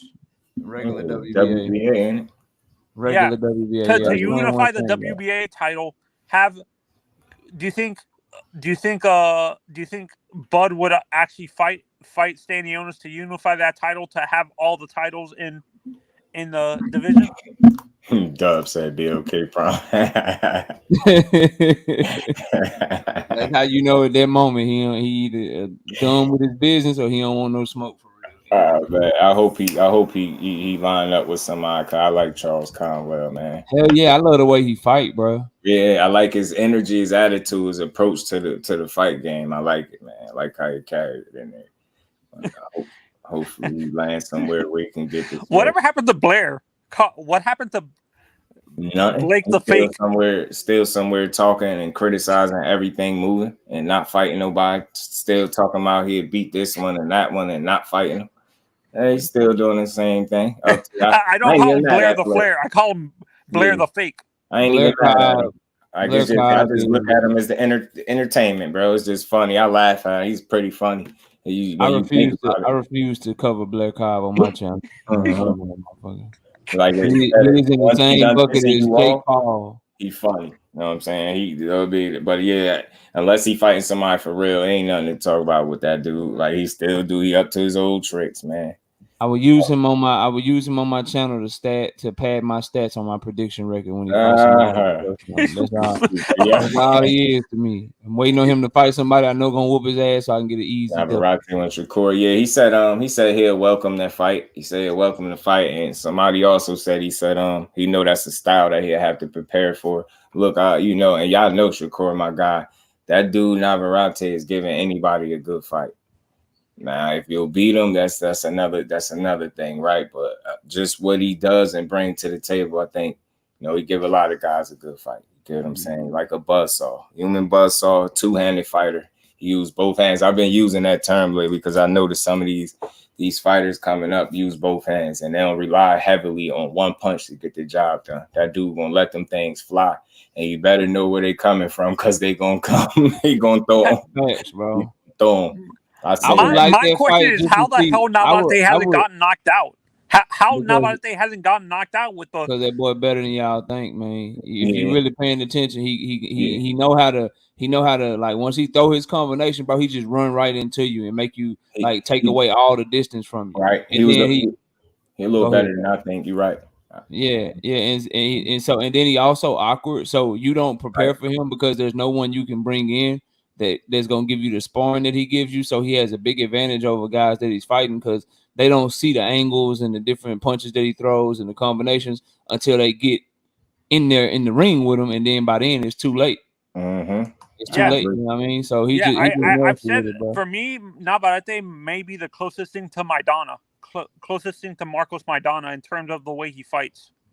Nah, I don't think they fight alike. But I will say this though, I will be interested to see Shakur versus Navarrete because if Shakur is special, like with the distance control, like a lot of his fans think, because that's his main thing. If he's special with the distance control, then he should be able to neutralize all of that shit, and that would be a great thing to see. But if he's not, and he just happen to be very good, and fucking Navarrete, they start catching him with them awkward ass punches, just gonna be nervous in the motherfucker. Man, I would. I'm telling you now, I would. And that is the thing for me, KO, that distance and range. And I say this all the time because, nobody's taught you that better than Floyd if you paid attention. He had a guy that threw punches. He knew how to neutralize that by controlling that distance and range. And that's part of it. Valdez just seemed like he didn't understand that if you in this guy's wheelhouse or punch radius, he's going to get you. Like all that standing right there in that high guard. That's one thing that Timothy Bradley called spot on. That man will pick your high guard apart. And he just kept doing. I'm like, you can't do that. Like you're just not in a position to defend against a guy that throws punches like a damn octopus. I'm like, that's not going to cut it. He was in there punching on Valdez. I'm like, dude. And then the shots that he landed didn't do nothing to this guy, yo. I mean, he seemed like he touched him a few times, but ultimately, look at his face. Dude walked up out of there just as clean as he was when he left, man. I ain't even see no damn glove burns on this dude. I was like, bro, I'm looking at it right now. So if you Shakur, Loma looking like he don't want to fight you. He ain't number one in the WBC. Isak Cruz already ducked you. Frank Martin, that's gonna be a difficult fight to make. William Zepeda, that's gonna be difficult. Edwin De Los Santos, that's gonna be difficult. And then you got Jermaine Ortiz. Like, if you give me my options, bro, I prefer Shakur and Navarrete for that vacant 135 over fucking Shakur and Jermaine Ortiz, bro. I mean, look, I ain't against no 50-50 fights for him at this point. As a supporter of his, I just need to see a 50-50 fight or a fight that's worth You know what I mean? That's gonna show us, you know what I mean, what he worth. Like, I don't want to see. I get it. It was cool. I understood how you got the Yoshino. I enjoyed being at the fight, watching you whoop his ass. I enjoy every punch. But damn it, I don't want to see that no more. I don't want to see that, yo. You guys to fight somebody that, you know, is entertaining 50-50 fight. Like, anything less is just selling you short. Or something that where they think it's 50-50, then Shakur can show us that it's not that. And putting a multiple division, what Navarrete now? Three division champion, putting a 3-division champion on that type of streak that's like 38-1 or 39-1 with like 32 knockouts and shit. Right. Putting him on your resume, bro, over, you know, a prospect like Ortiz and no disrespect to De Los Santos, but he is still a prospect and shit. So I'd rather Navarrete, and I'm talking about like realistic shit is in-house too. Like, bro, like make that shit happen, bro. Navarrete gonna come to fight, and then you want to talk about doing numbers. We all know that the Tejanos and the Mexicans, they gonna show up for Navarrete, and then Shakur got his fan base and shit. That's probably gonna be the biggest fight he can make realistically right now, bro. Mm-hmm. I mean, if Devin didn't move up to 140 already, like already had moving up to 140, do you think he would have fought Navarrete after this fight with Valdez? Who? Dev. Nah, Devin ain't fighting no Navarrete, bro. You don't think so? He ain't fighting. Nah, hell no. He because he would what? Stay down for 135, fight Shakur, have to beat him, then stay down again for 135 and fight Navarrete. Hell, did you see his ribs showing through his back, bro? No, I didn't see that. Bro, you gotta go watch the Loma weigh in, bro. His ribs were showing through his damn back. They had when the boy left the weigh in, bro. They put him in the goddamn hoodie in a scully and some sunshades in the desert, bro. Las Vegas is in the desert, bro. This man in the desert in the summertime with a hoodie on, hiding how he made weight because he made weight so bad, bro. Nah, hell no. He wouldn't fight no Navarrete, bro. Yeah, hell no. We're gonna see what Navarrete do next, man. He in the driver's seat to do some things. I like what I see from him. I think he's a good talent. He got an interesting style, and it really is effective. And if you are not prepared for them octopus-like punches that he's gonna be throwing, he's gonna eat you up. As we just seen with Valdez, he ate that man food. And it's gonna be hard for him, Just. It's gonna be hard for him to unify. So he might need to think about going to 135 anyway. Plus, he's big as shit at 130 because at 135, WBA belt that's over on the PBC with Hector. The WBC belt that's over on the PBC with Oshaki. And then the IBF belt shit that's over there on the zone with Joe Cordina. Maybe they can make that fight because Top Rank and the zone are amicable, but I don't see him being able to get the Hector fight or the Oshaki fight, bro.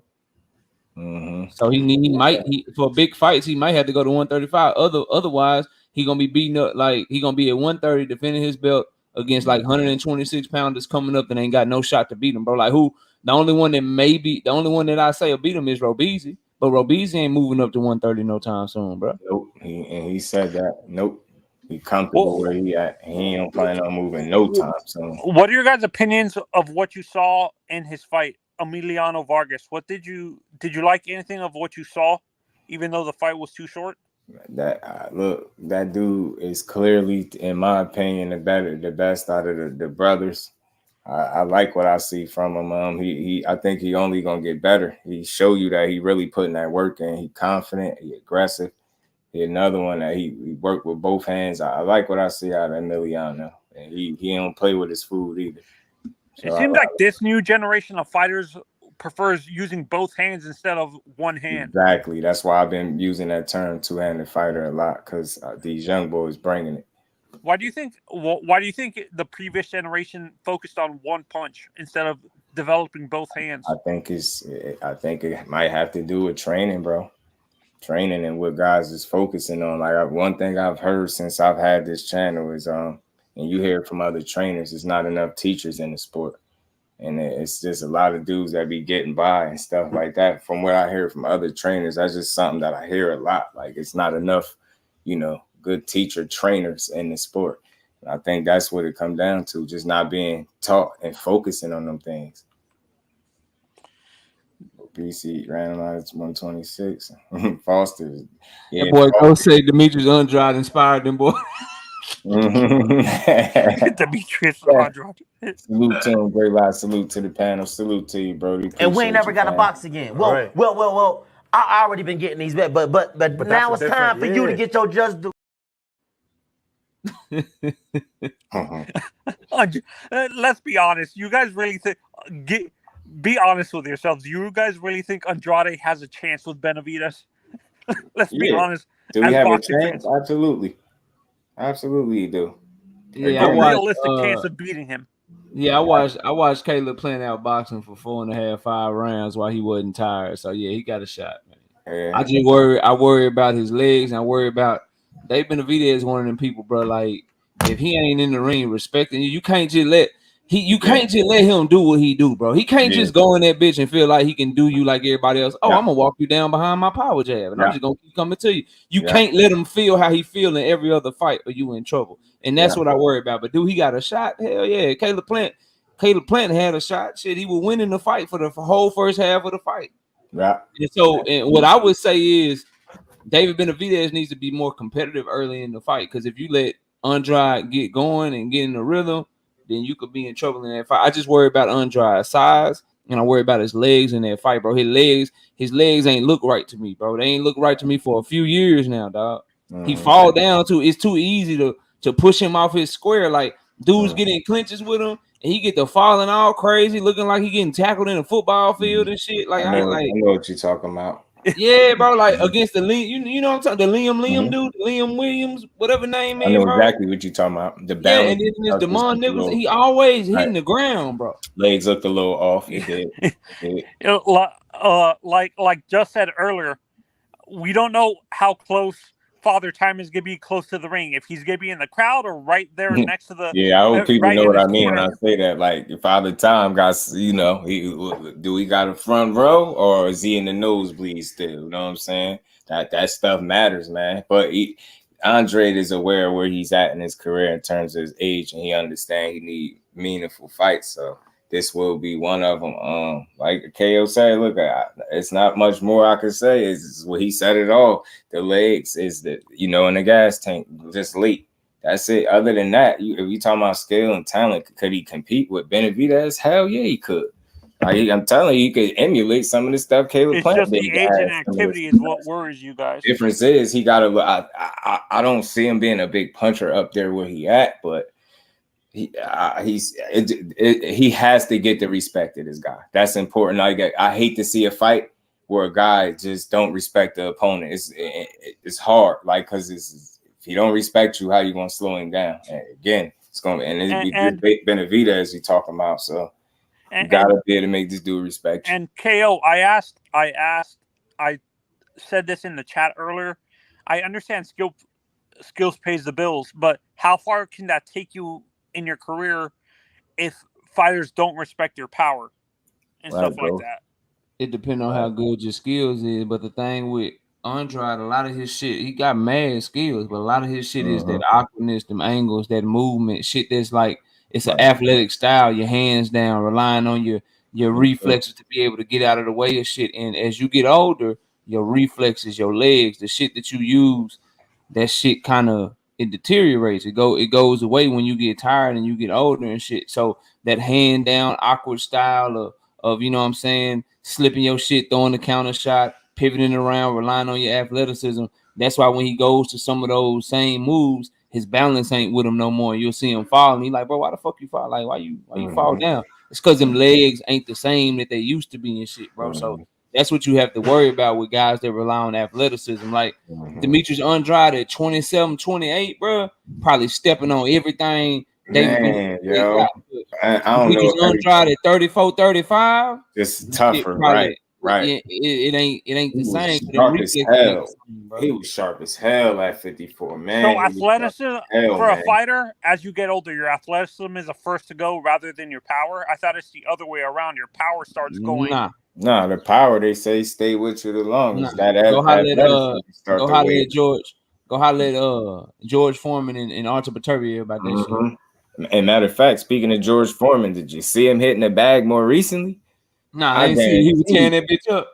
Ah, man, yeah. I'm like, yo, look at this. This is just impressive. Like, I guess if you know what you understand, like how old that guy is to still be punching that bag like that is crazy, bro. He's in his 70s, right? Isn't George like in his 70s or something Talk like about that? Talk about a mule kick, bro. Like that's exactly what he possessed, a mule kick, bro.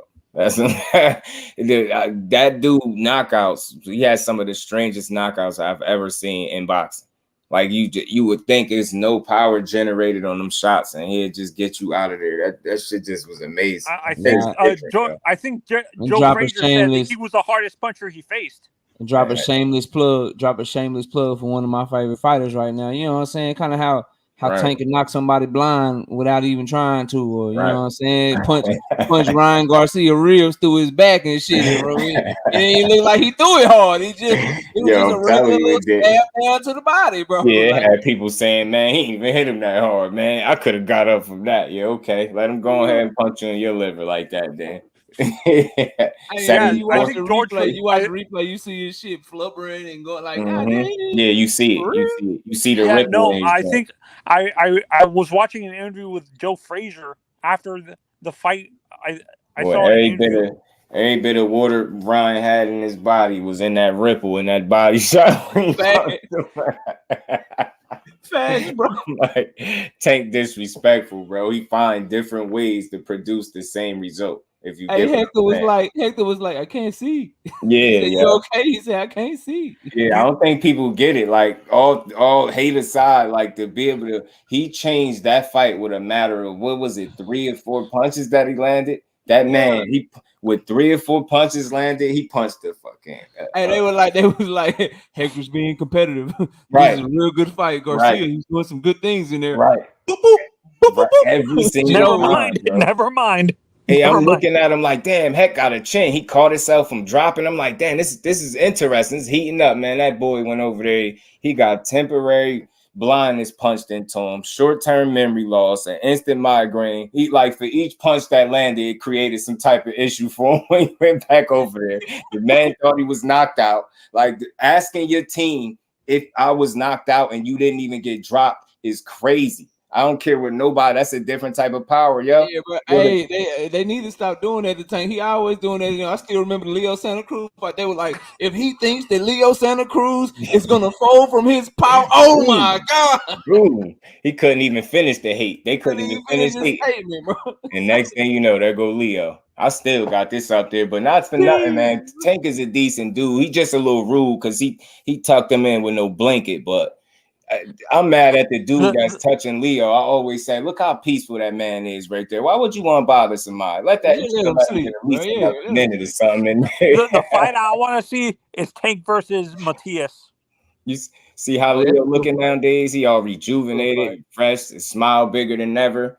I seen his last fight. He looked rejuvenated. Like, come on, man. Good nap do a body good, man. Just ask Leo. He went out there and won his next fight.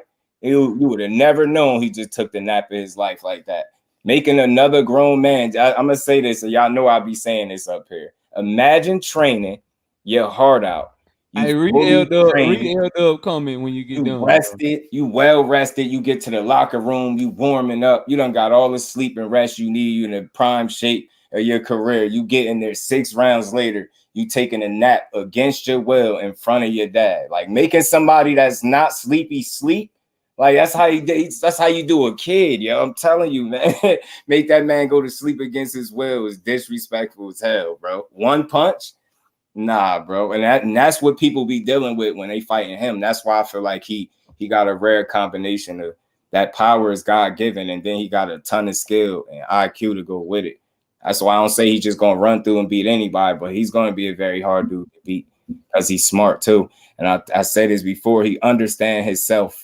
I'm telling you, he just one of those dudes that even though some of those names avoided him, he's still learning with the fighters that he's fighting. I'm telling you, and he's just getting more comfortable with himself and it's getting more dangerous. I'm telling the way he approaching these fights and still producing knockouts is crazy to me. I'm telling you. So I think the one fighter that might give Tank the most issue. Hey, real quick, just L-Dub say we laughing, but that's why Hector Garcia and Lamont Roach got pushed back because Hector I still fucking.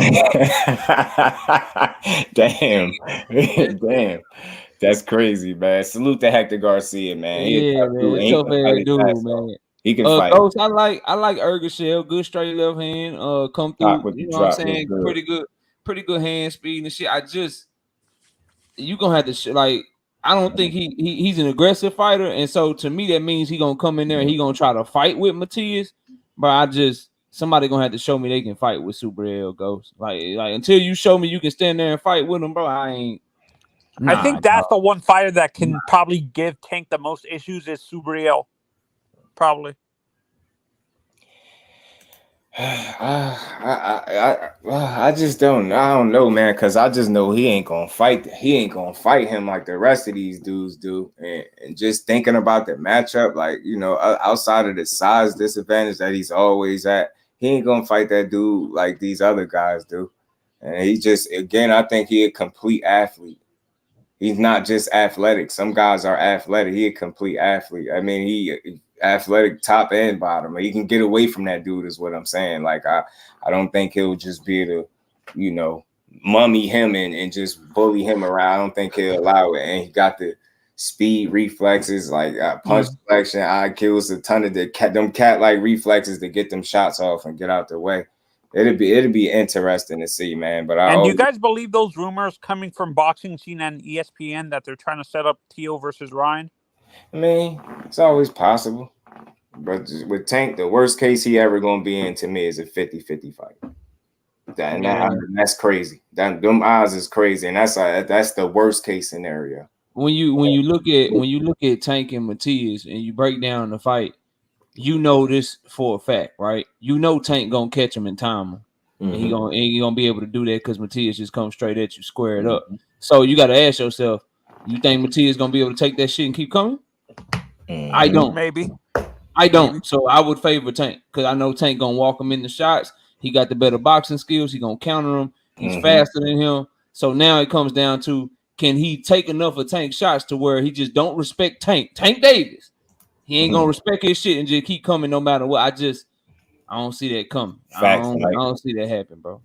He did. He looked damn good Saturday. I told people they was thinking they're gonna see ring rust. I'm with you on that though, KO. But they was thinking they were gonna see ring rust. I was feeling like because he's young, and I think he's been in that lab. I just didn't expect to see a ton of ring rust from Gary Antoine. And the fight didn't even have to go long enough for us to be able to see it. That man don't play with his food at all. You could clearly see as a kid that he was taught not to play with his shit because he get right in there and get up out of there, man. So if the fight with Ryan and Tio happens, who wins that fight? KO, in your honest opinion? Tio. Yes, sir. Tio. Why? You don't trust Ryan? I think he better. He a better boxer. He's just better at. He's more athletic with his feet. He got fast hands. He got good power. And and Ryan gonna run into some of the same things he ran against with Tank. That athleticism, coming in with one punch, with just your left hook. He ain't complete enough to deal with Tio. He moving straight lines and shit. Tio do him dirty. And then Tio is the type too. Tio done proved it now. You put him in there with a fucking Cambosos, he might fuck the game up. But you put him in a big moment, you put him in there with Loma, put him there in the big moment, you put him in there with Josh Taylor, Tio gonna come. And you put him in there on pay-per-view with Ryan, Hit Daddy talking, him talking, Ryan talking, Tio gonna come. Tio gonna come there. He gonna come to do something. Who's gonna talk more, Ryan or Tio? About the same. Yeah. I don't think they're gonna fight though. No, my mistake. Who's gonna get overshadowed by Tio's father, Tio or Ryan? I don't know. I mean, Hit Daddy just talk all the time anyway. I don't really. You don't really pay attention to Tio's dad? Nah, bro. Cause it's gonna make it sound like I just don't like Tio female. Nah, he just say anything to be honest. Yeah, I can't I don't like making content or talking about people that just make me have to criticize them all the time, bro. Like he always saying some stupid shit, or he always saying something that don't make no sense, bro. And it just make you and it just come off like you hate him or you don't like nothing about him. Yeah, no, it's stupid. Like, I don't hate him. It's just some stupid shit to say. Yeah, right. You silly as hell. Yeah. Asante was good, Brody. Tay was good. Queen, how you feeling? Definitely want to see Tank in more competitive fights and those have skills. This is the only thing I can say. I can't predict the future on that. Like, I know a lot of people, they just feel like, yeah, he's never gonna fight this one or that one. I just can't feel like that because I don't look at him as a fighter that doubts himself. As a matter of fact, I think that's part of what makes him special, and I think that's one of the keys to beating him. A fighter that's gonna beat him is gonna be a guy that can make him doubt himself. You ever seen Tank in a fight? You show me, point to a time where he ain't feel like he looked like he had it under control or he was gonna figure it out. Show me at any point in the fight where he showed any level of panic. That dude relishes in the moment. Like it's different. It's something I picked up with him. It's almost like saying you made for the moment, but the way he's been moved, like he embraced it. He is the moment, if you get what I'm saying. And it's such a level of comfort that he got in that ring, and he's sure of himself. And I think one of the elements that need to take place for you to beat him is be a guy that can actually make him doubt himself. That's a fact, bro. I just suggest people listen to fighters when they talk and they really get into that mode, and you ask them a question about why you feel like you're gonna do this, why you feel like you're gonna do this. It was one of the simplest things that I heard Tank say, but I felt it when he said it because I could tell he meant that shit. He was doing the All Access interview, and Brian Custer asked him like, what makes you different? Why are you built for this moment? Why are you gonna win this fight? He said, man, look, when it come down to it, all these guys that y'all talking about, they ain't come from where I come from. They ain't built like I'm built. I'm gonna show them my pain when I get in that ring with all of them. I like, yeah, that's some different shit, bro. Like and that's just what you were talking about, bro. That self belief. That look, bro, y'all ain't. At the end of the day, all this skills and all that shit, cool, bro. Matter of fact, the exact words was, they ain't come from where I come from. They ain't been through what I've been through, bro. So when I get in there with them, they gonna feel my pain. I'm gonna put my pain on them. I'm like, God damn, bro, that's some. And that's exactly what he get in there and do. And the thing that makes it special, you got people that take what they've been through, and it might make them fight emotional. No, that's not the case with him. He going to his. With shit that he been through that has nothing to do with you, he gets in the ring and treats you like you the one that caused that pain. And you did it, yo. I'm like, yo, I love to see it, and that's why I say I love the fact that I'm a neutral guy, because I could just appreciate what I feel like makes him special and don't feel bad about it. I give everybody credit. That dude different, yo. That's why you like I want to like this one and that one. I'm telling you, it's a reason. And you guys say Tank is because you know how good he is. You guys say Tank is special? You guys say Tank is special in the sense of what you guys are talking about? I can use that same argument for Tio. Tio is better when there's craziness around him, and that's not normal for a said fighter. That too. You got a point. I made a video. I said that too. No, you're right. He able to operate in chaos and still be successful. I think that makes him different too. It do. That's crazy. I won't underestimate Tio again after what he did. Me neither. I seen what he did. I seen what he did with Kambosos and shit. I was like, all right, bro, you was overhyped and overrated and shit. And then I seen the bad performances against Sandor Martin, and he looked okay against Pedro Campa, and his daddy talking crazy, wife leaving him and shit. And then you put him in a big moment where everybody, bro. A lot, I ain't gonna say everybody, but most people like, man, Josh Taylor about to just fucking like this dog dude is gone. He did see that, bro. See if him win that bitch, and by the 7th or 8th round, bro, he was throwing like video game punches at this dude, bro, and landing him hard. And landing him. I was like, nah, bro. I said, no way in hell he hit him with that damn tiger uppercut or whatever it was. I said, dude, did he hit him with almost a super? What he was throwing Street Fighter punches. That's what he was doing. Disrespect. That's why I want to see him. That's why I want to see him get in there. I want to see him fight Tank so bad, bro. Me too. I want to see him fight Tank so bad because the build up, that shit gon' sell, bro. And the comments that he was making too. Yeah, and all the noise he was talking. Yeah. Oh yeah. Please fight. Yes. Only one of them really special. You know what I'm talking about? Like only one of them really that one. And I think I'm backing the right horse. But I need to see that shit, bro. I need to see that shit. But you're never underestimating Tio again. Nah. Is what you're saying. Nah. I just, bro, like you talking to somebody that again, I could be wrong and shit. I ain't above being wrong, but I just believe Tank Davis is a generational talent, bro. The combination of being the main thing is the transition from offense to defense, bro. He's always on offense and defense at the same time, bro. And that shit just that shit is different, bro. When you can be doing some offensive shit, but then your reflexes is so cold and you so athletic that you defensively responsible at the same time. But then when you being defensively responsible, that person throws something at you, you coming right back with a counter, and the shit is mad powerful, and the timing is there, and then plus your ring IQ, people can't do the same shit over and over on you again. Like his last 3 knockouts, bro. People got knocked out doing shit that they were having success with. Like Leo Santa Cruz, the same combination, he got knocked out while he threw that bitch earlier in the fight, and that hoe was working. It got him knocked out later on. Mario Barrios, bro, the shit that he was having success with, he got knocked out and put down doing the same shit that he was having success with earlier in the fight. Same thing with Rolly Romero, same thing with Luis Garcia and Ryan Garcia, bro. That's dangerous. On top of all of that talent, bro, the fight is slow to him. It's a slow fight to him. He can see everything and pick up on what you're doing, bro. That's a different type of shit, bro. Special. And again, it's like when you really love the sport, you can have a favorite fighter, but you can appreciate the talent that each of these dudes bring, and you can recognize that it's something that makes this dude a little different. And the fact that he's able to produce these knockouts without throwing a ton of punches, to me is wild, bro. It's wild. See, for me, Tank to me, that shit crazy. I'm gonna use a comparison in another sport. 135 pounds. This dude is 5'5", and I had my daughter taller than him. Like for real. I'm gonna crazy.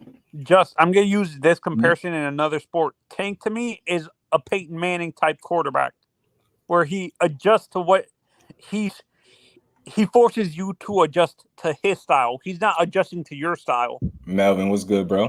Do you agree? You said who's adjusted whose style? Yeah, no. When I compare Tank to a guy like a quarterback like Peyton Manning, where he's able to adjust to what you're doing, not right. That's that. I could go with that. He is able to do that. He's able to adapt to what's in front of him and make it. He's like the Terminator, basically. Tank is like the Terminator. He's smart, and his patience and his eyes, like KO was saying, he see everything in there. It allows him to perform, I think, at a very high level. Get what I'm saying? But he ain't the only one of these like Tiafimo guy. Is Tank what you're talking about, like with Jesus Ramos, where he's a two-fisted fighter, or is he more of a one-sided guy? Tank got power in both. He'll use them both. He definitely use them both. But the thing with Jesus Ramos, why that would stand out more in terms of him being a two-handed fighter, is because he throws with a lot more volume than the Tank. The Tank is strategic. He's economical with his punches, but very dangerous. You get what I'm saying? But he'll use either hand. You know what I mean? Whichever shot is available with either hand, he'll take it. But of course, just like any other fighter, it might have a money punch, but and anybody knows that Tank can get. What is Tank's money punch, in your honest opinion, as a fan? Maybe that uppercut. And what's good with it, my bro? How you doing, Virgil? Did a hell of a job. Right or left uppercut? You're not. He did, Al Bugger. He did. Yeah, his uppercut is serious. Uppercut. No, for me, Tank. You say the uppercut. I say his left hook. Hook, yeah. I was about to say that. I was saying that next. The hook, one of them. He got a few of them, but the thing is, they all dangerous. They all make them dangerous. Yeah, no, and you said and KO said something that I've never seen with another fighter except Floyd. Floyd is able to he's able to switch between offense and defense to the point where you don't know which is which with Tank.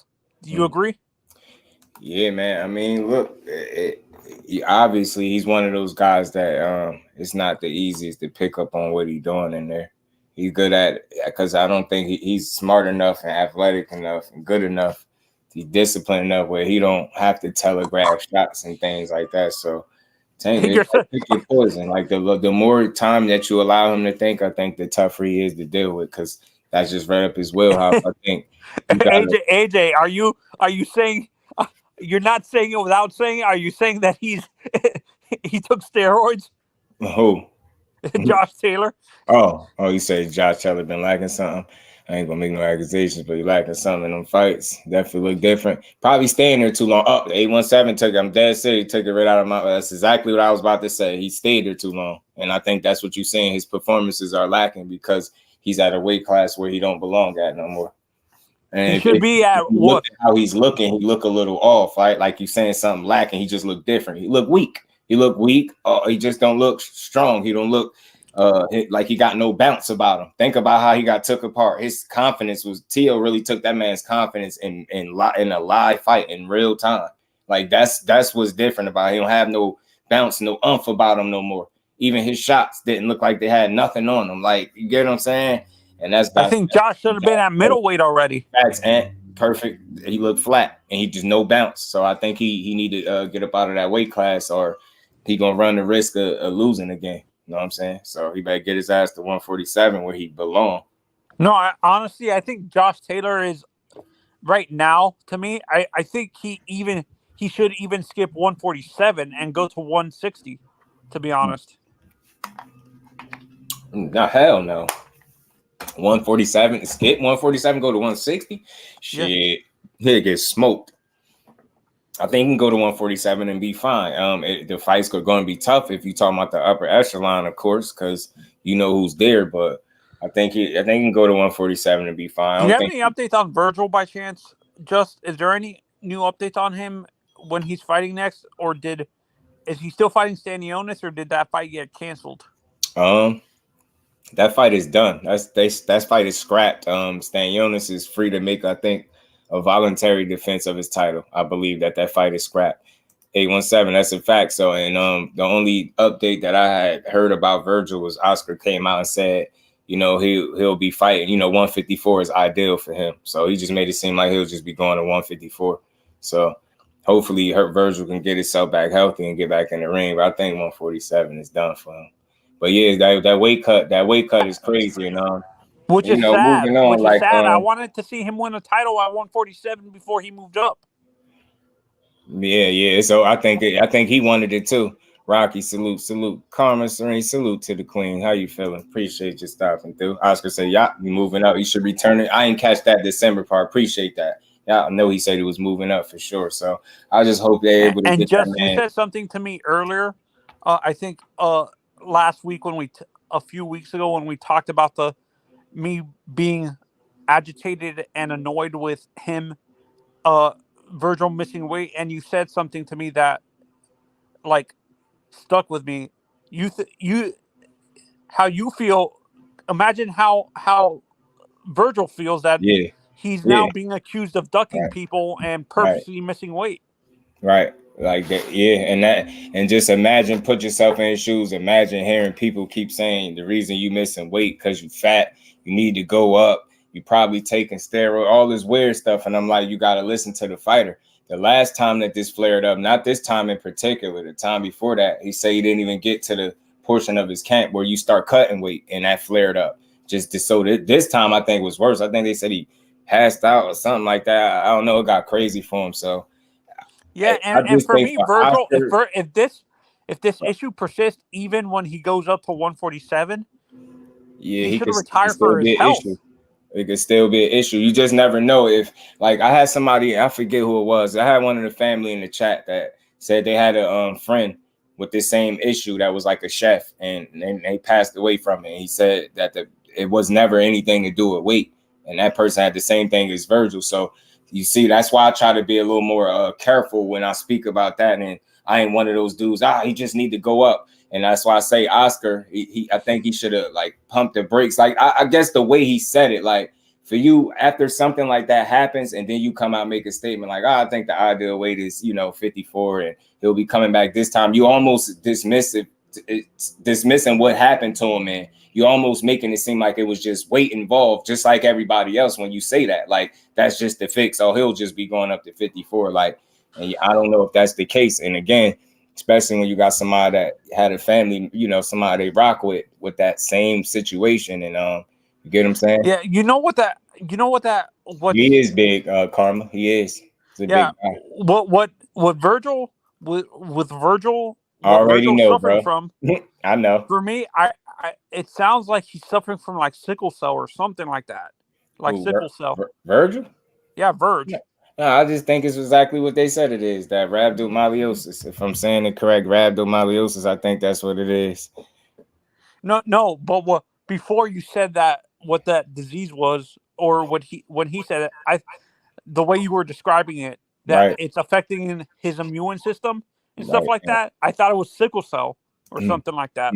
I think it's that his rhabdo situation, but it was from drugs. That is crazy. That's crazy. Salute to Connor. Appreciate you adding that. From drugs?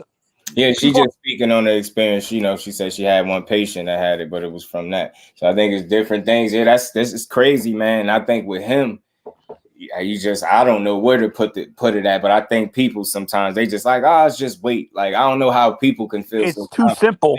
You're thinking too simply. Without knowing. And then for Oscar, like I said, when you come out and just make a statement like, he'll be going to 50. You're reinforcing that thought that it's just wait. Right. For fans. So, man, salute to Virgil. Hopefully he can get his health back together before he even step back in the ring, because he is a hell of a talent. He's exciting to watch. Get what I'm saying? Got all KOs. He always give you, your money's worth. So I like the young Virgil, man. Hopefully he can get back. Living in the Southwest, Mexican love drugs, so it's possible. Yeah, for me, I don't, I like that, I wouldn't put nothing on Virgil. I think that dude truly is hungry, and I know it's unfortunate that he wasn't, he didn't get his opportunity to win the title, especially for that title. Like, think about how gutted he is. Like he putting his all into it.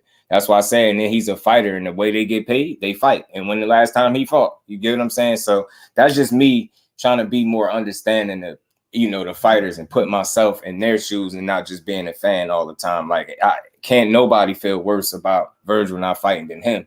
Get what I'm saying? And Stan Jonas, let's be honest, that's a fight that he more than likely could win. Get what I'm saying? And be a champion and then start to carve out his legacy. And get what I'm saying? And plans got disrupted. Wait, can Stan Jonas become a mandatory for the title that Terrence Crawford has for because of his regular belt? It could. I don't know how they're gonna play it. It could happen. I just know that I did hear, could have swore that they said they allowed him to make a voluntary defense, meaning like he can, pick somebody. No, yeah, I got you, Connor. Appreciate that. Not steroid street drugs. I think it was a heroin, but I can't remember for sure. I appreciate that.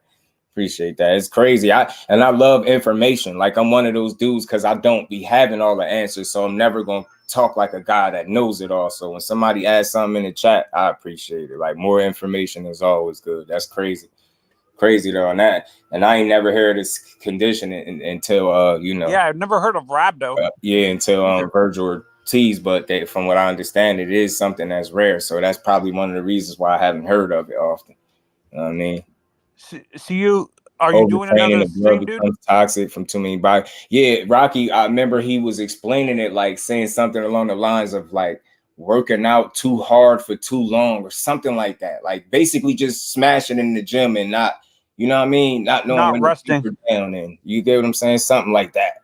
And and again, reason why I feel like it's some credibility to that, because I forget who it was. Oh, Robert Garcia. He said it out his mouth. He said, yo, he don't know a single fighter that works harder than Virgil Ortiz. And I remember when I made a video on it, and he said, yo, if he was to fight Boots, he said, man, that'd be a good fight. He said he could even see Virgil losing some rounds if, or whatever the case. But he said he could see Boots, Virgil coming back strong because of how hard he works. He said Boots would damn near have to kill him in the ring to beat him. He said he's never seen a kid that works harder than Virgil Ortiz. Salute to my bro Mike Kirkland putting that color in the chat. Almost 2 hours of good boxing talk. Yes, sir. You know how we do it over here with the family. Much love and appreciation, supporting the grind, bro. And we ain't never got to box again. Well. I already been getting these bets, but now it's time for you to get your just due. Salute to my bro Mike. Virgil, Robert Whitaker in the UFC hat. Had to get one of his intestines removed. Damn, that's crazy. Took 2 years off. Damn, that's how the hell. That's crazy. That's crazy. Salute to you, Ghost. Maybe so, and really just figure it out, Ghost, and really just figure out what's causing it. Really, like, you get what I'm saying? Get some doctors around them, and maybe they can, you know what I mean, get in front of this situation so it don't keep flaring up. Because look how close he got. Like, you got closer and closer to a fight. Like, imagine that happening in the locker room or in the middle of a fight or anything crazy like that, right? It's just crazy to think about, man. So hopefully he can get his health all the way back together, because he's a good fighter. And he just seemed like he sounded like a good kid, good energy. True, AJ. The kid was in basic training. He wasn't my patient. Oh, see? So, yeah, so it's different things. I appreciate that. It's crazy. The CrossFit guys using rules. Edgar Chavez, salute to my bro, man. Just doing all that, Robert, has never been the same. That's how bad it is. I believe that. And you would hate that for Virgil, because he truly, like you said, he works hard. Like, it's one thing to be messing up your opportunities, right? Be taking them for granted and not crossing your T's and dotting your I's and keep putting yourself in situations like this and weight or anything, right? But that's not even the case. Like, he's only doing what a fighter is supposed to do. You know what I mean? Training, trying to get better, get right. And this stuff keep happening to him. So like I said, I feel for him in that regard, because this is how he eat. You get what I'm saying? And he's right on the cusp of having a title. You know what I mean? He was right there. So I know that sucks for him. It sucks. He's not ducking Stan. It was like ducking Johnny back. Or just adding too much more damage to his body. Every flare-up causes long-term issues. Career is like 5 to 10 years. Life is longer than that. He's sacrificing his life. True indeed, bro. He's making the ultimate sacrifices with his health, his body. And we only get one of them. Can't believe how we sacrifice free, because Robert Garcia's gym a lot. Virgil was in that gym. You can always see him in the background working, right? They love some Ellie. He love them down there, boy. Ellie he be everywhere. Boots be the ground. Boots be on the ground with Ellie. But salute to my bro Kurt, man. Good to see you in the building, man. How you feeling, bro? So another thing, man, I've seen that I wanted to chop it up about. And look, I've seen it out there, so we're gonna talk about it, man. And I don't know if everybody came across it, but did anybody see what this story that came out about Errol Spence being hurt in training camp, like with a broke rib or something like that, and having to make a crazy ass weight cut? That's crazy to hear that, man. It's crazy. That's unfortunate, man. But it is what it is. I mean, I just thought that was interesting, and hearing the whole story of how he went from like humid, hot ass Texas to like dry, hot ass, Las Vegas, and something about him running this steep ass hill to, for this crazy ass weight cut. And again, it's not about the excuses. Just like maybe that might add some more clarity as to why the dude was, off. And even some people pointed out the fact that certain points, like through the press conferences and things, I don't know, like maybe he was limping or something. He was limping at some point. It's just crazy. It's crazy how much they put into one fight and how everything has to go right. If, the slightest thing could go wrong, bro. And that could be the difference between, you know what I'm saying? Just talking shit. Now, we over here, though, X, man, for me, I'm a true boxing fan. I might have my favorite fighter, but overall, I love the sport far more than any one fighter. And, it's unfortunate, to see a guy take an ass whooping like that in that way. But it's like on the other end, you happy for Terrence Crawford and what he accomplished, right? You got to be happy for a guy that put his blood, sweat, and tears into the sport and got a big win like that. You get what I'm saying? When a lot of people didn't think he can do it. So salute to Terrence Crawford, man. Salute to Errol Spence and them boys for giving us this fight. B-Dog, what's good with it? Facts. He a true dog. Salute to them boys for giving us this fight. That's why I'm just happy. That's where the angle I come from. For me, it's always a conversation. I think far too often in boxing, people make everything toxic. Over here, I just try to have conversations, and I try to do it responsibly. We start by, making sure everybody knows that Terrence Crawford gets his 100% credit.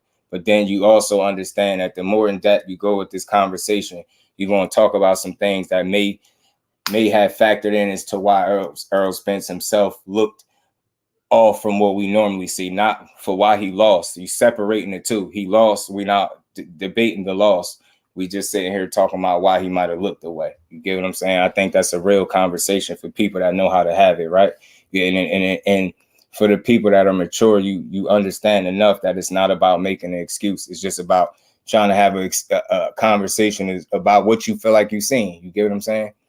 He was the rib too, and he was running the mounds, right, Rocky? So again, we not making no excuses, and we giving Terrence Crawford full credit, but we also being real enough to understand that as boxing fans, we seen something off with a fighter, and that doesn't make us, you know, guys. That don't mean we're making excuses for having a conversation about what we felt like we were seeing in there. That's all it is. Get what I'm saying? And again, full credit to Terrence Crawford, but you just know when you see something off. You get what I'm saying? I would have pulled out right.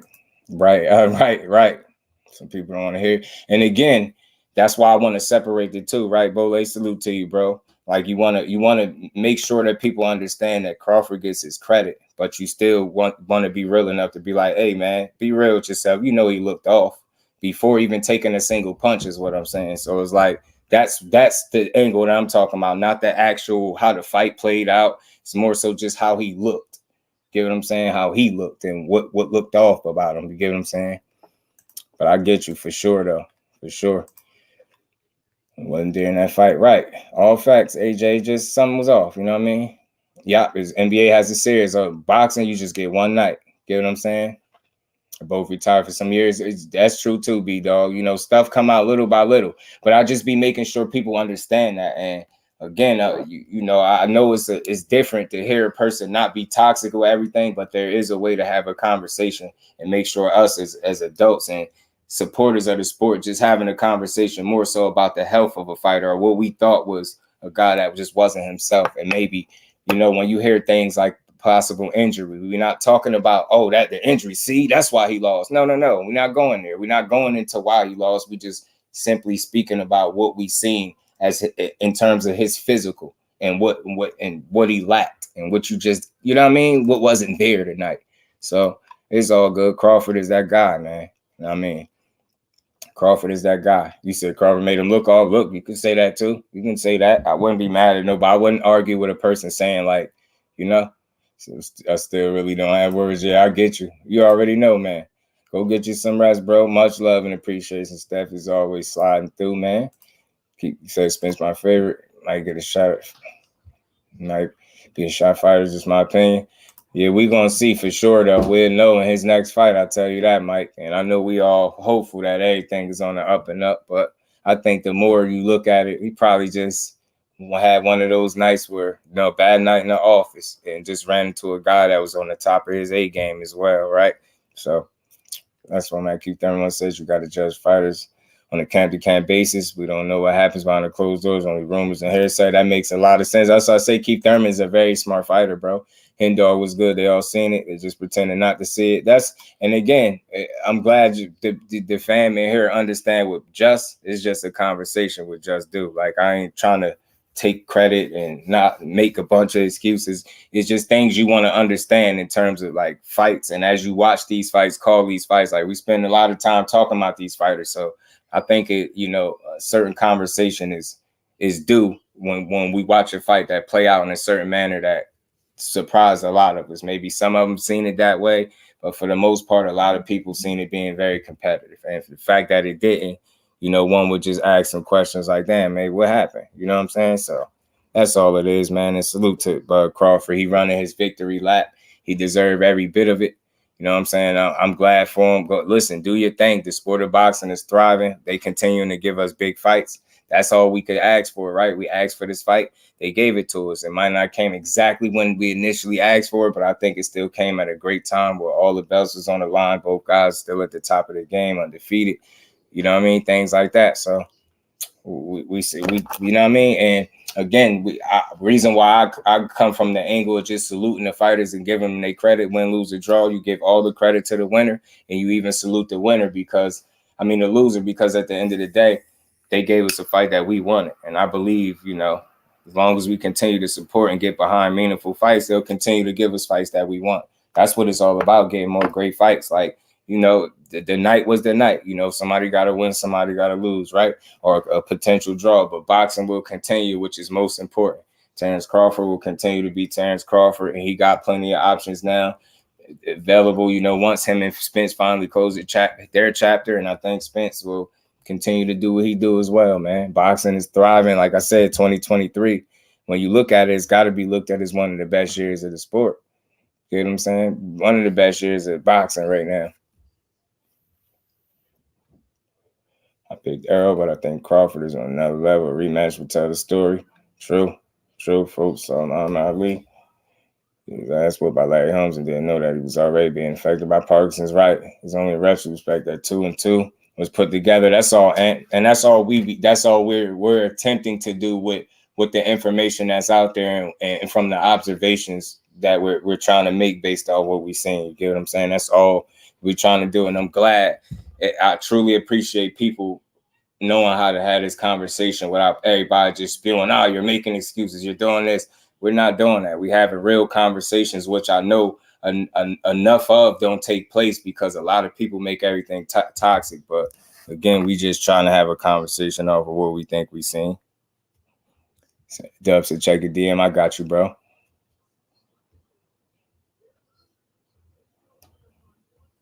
Got you ready, man. So, man, but again, salute to them boys, man, in a big way.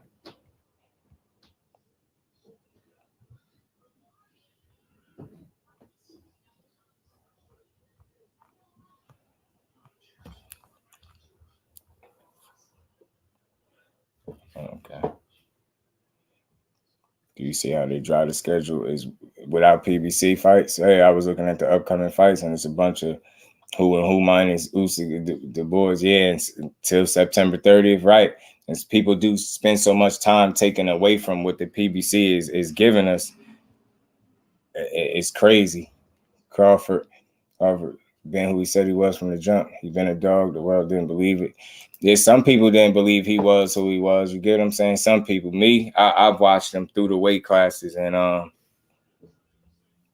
wow.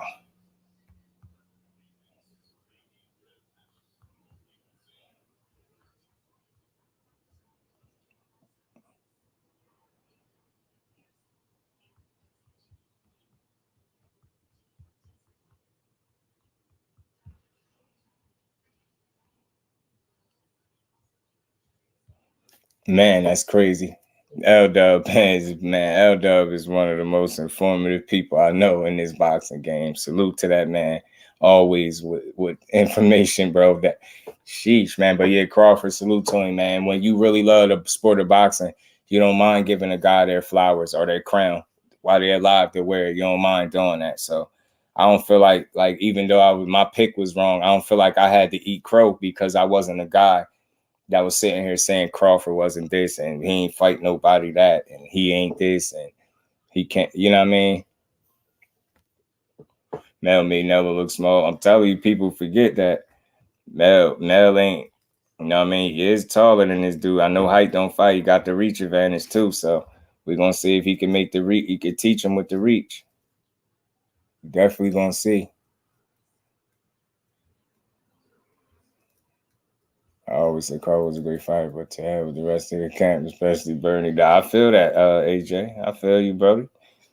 You know how to just give a guy their credit. Ain't nothing wrong with that. But yeah, Jermell Charlo is bigger than what people probably think, bro. It's a great fight, man. Pretty stoked to see both, man. Right? I can't wait to see that one, man.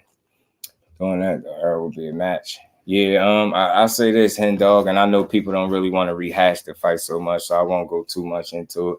You just know that like we felt that way for a reason. I don't think we was wrong feeling like that was going to be competitive. I think,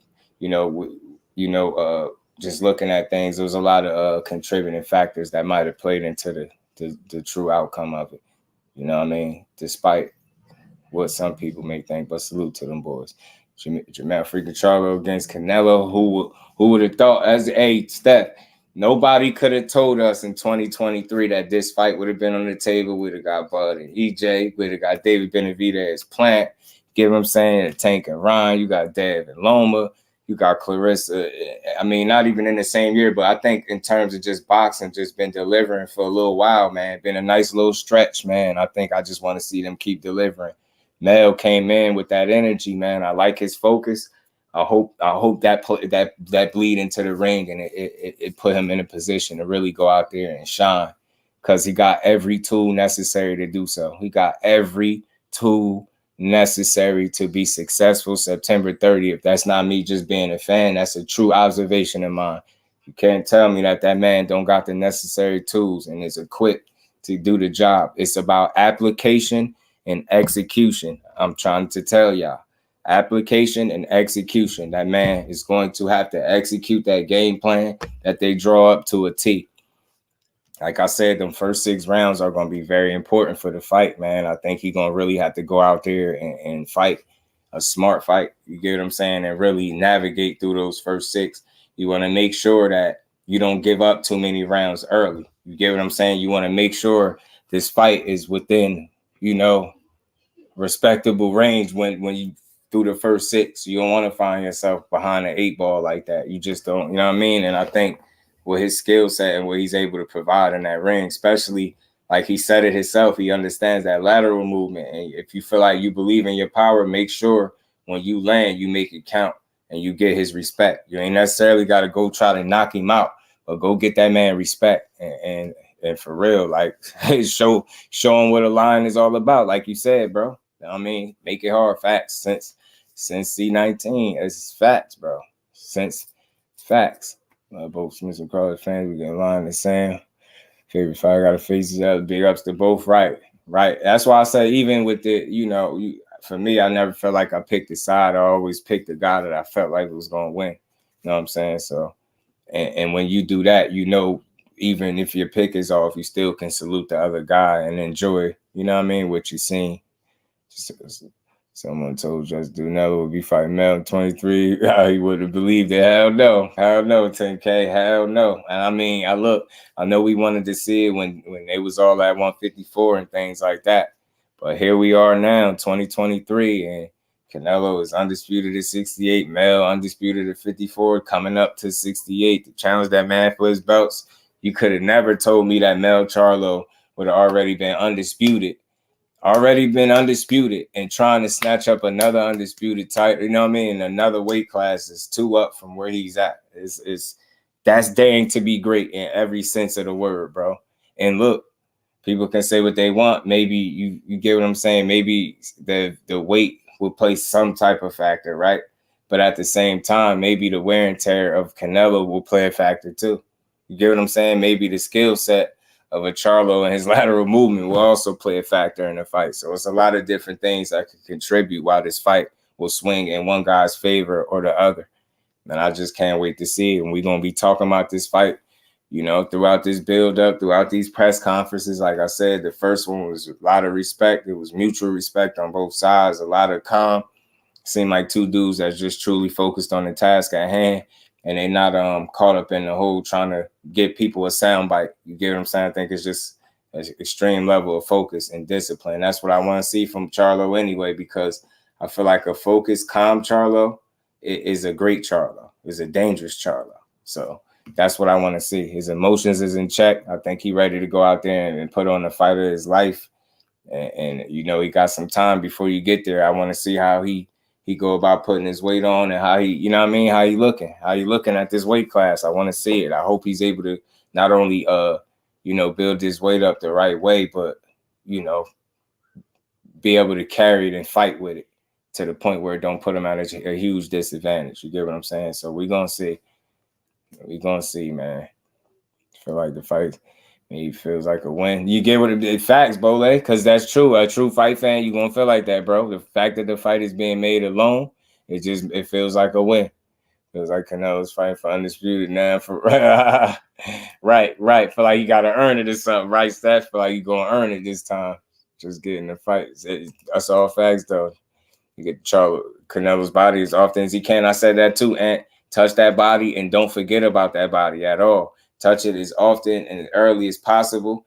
I think establish your jab and really utilize the jab. You get what I'm saying? Be smart with it. You educated jab, man. Time him, offset him with a jab. Keep that jab in his face, man. Pick your shots well. Go to his body. Don't stand in front of him. Don't get too greedy. You know what I'm saying? Things like that. Salute to my bro, Big Dog Willie. Laura Haney said, Charlo and Canelo's done. Damn. And we ain't never got to box again. Well. I already been getting these bets, but now it's time for you to get your just due.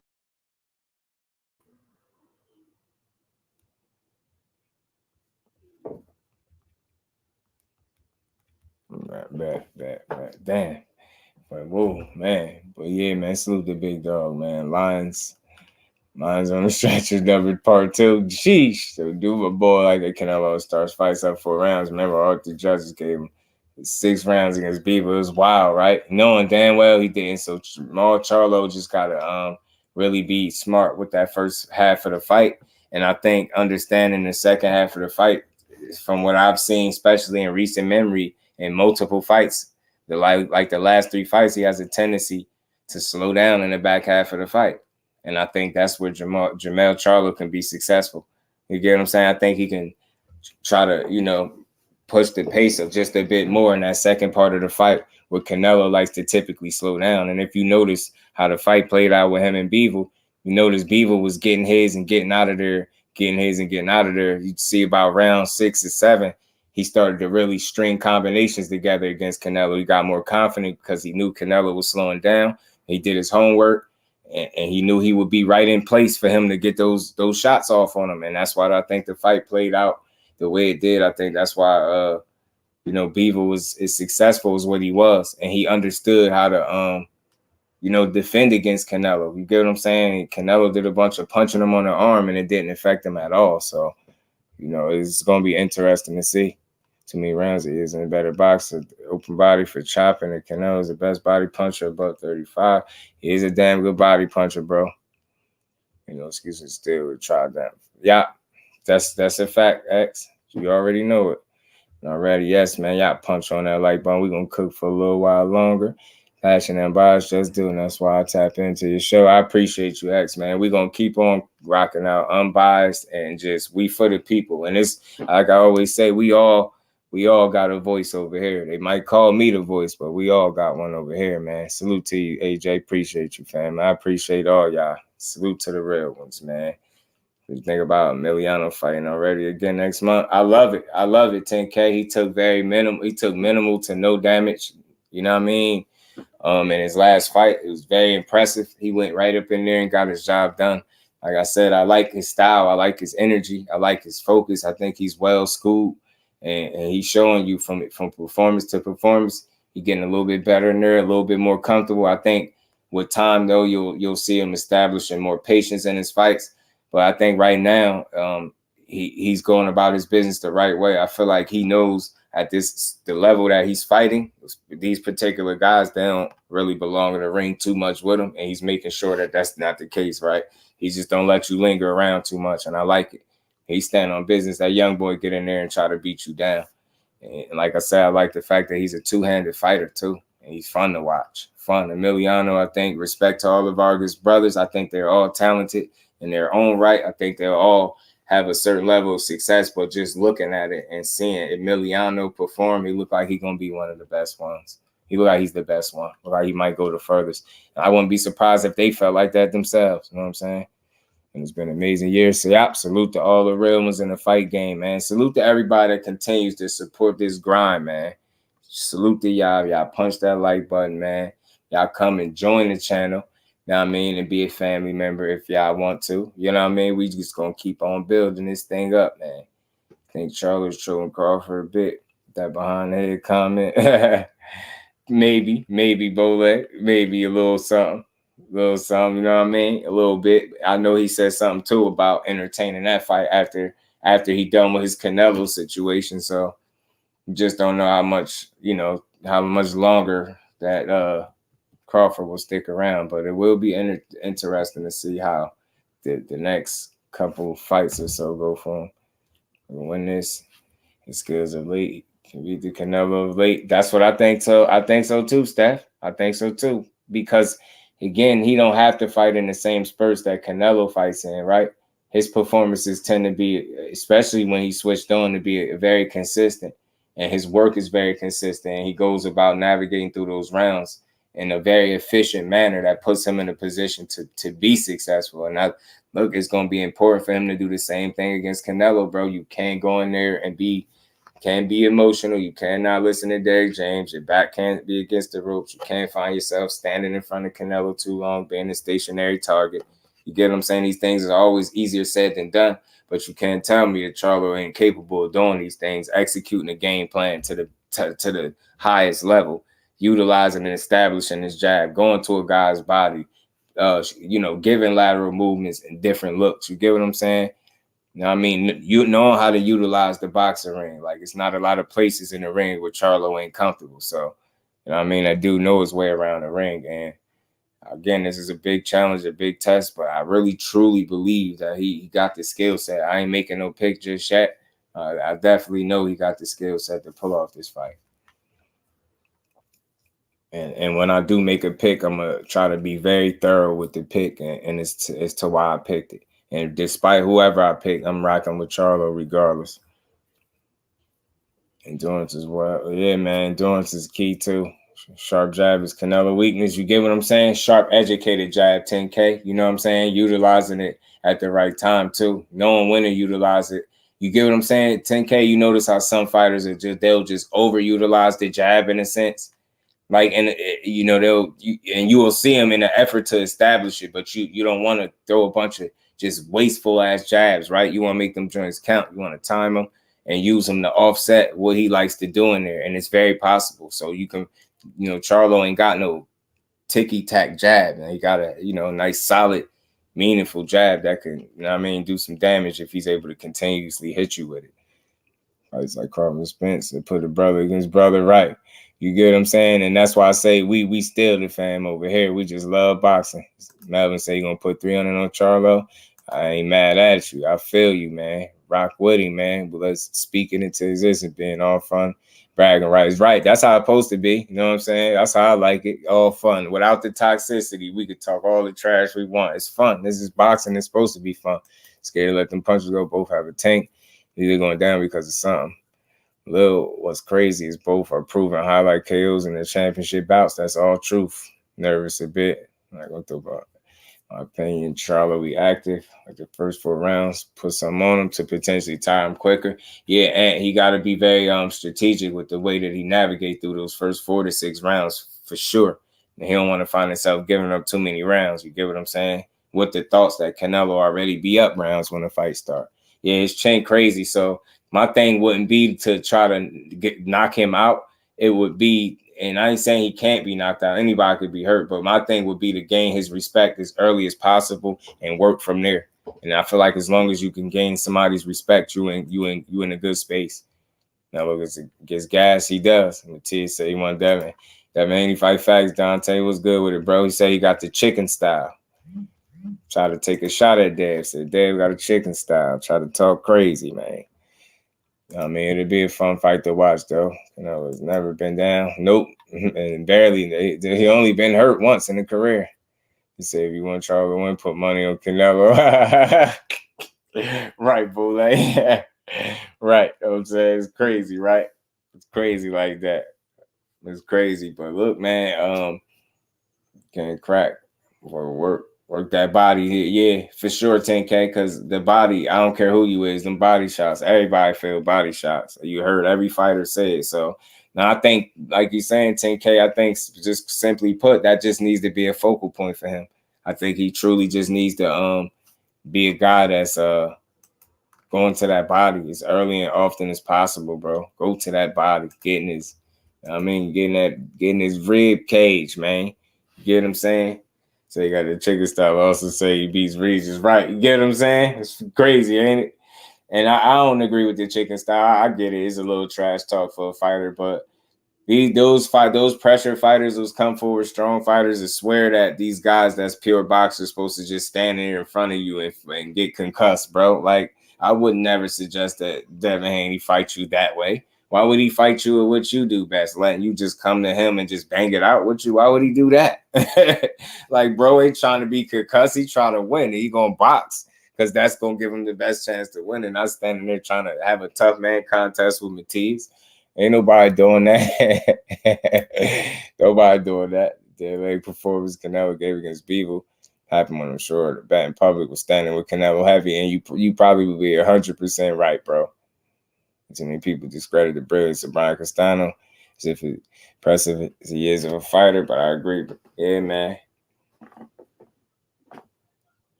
Yeah, Brian Castano is a good fighter, damn good fighter.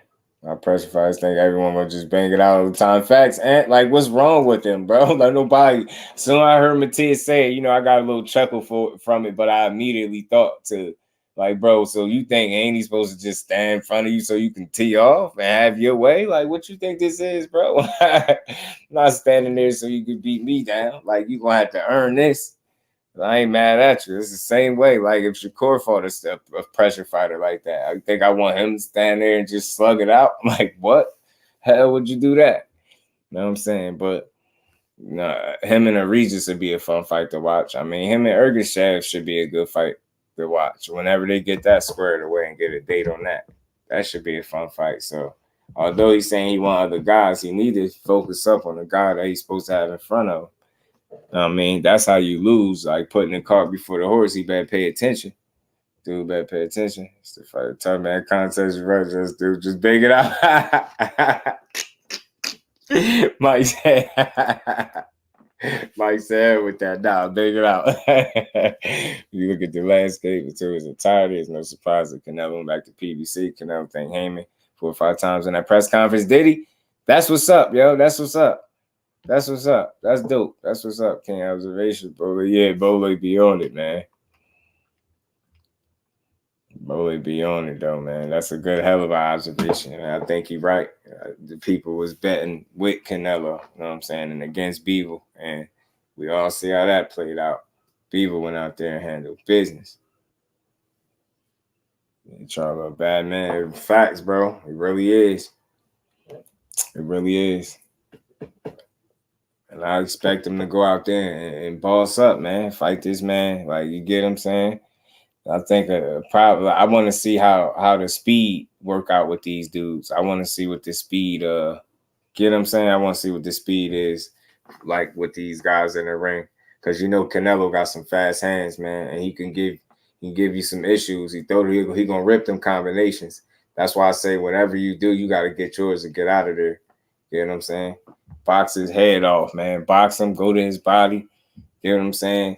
Establish your jab. Really make him respect you for sure from the rip. Like, you can't have him just having no respect for you.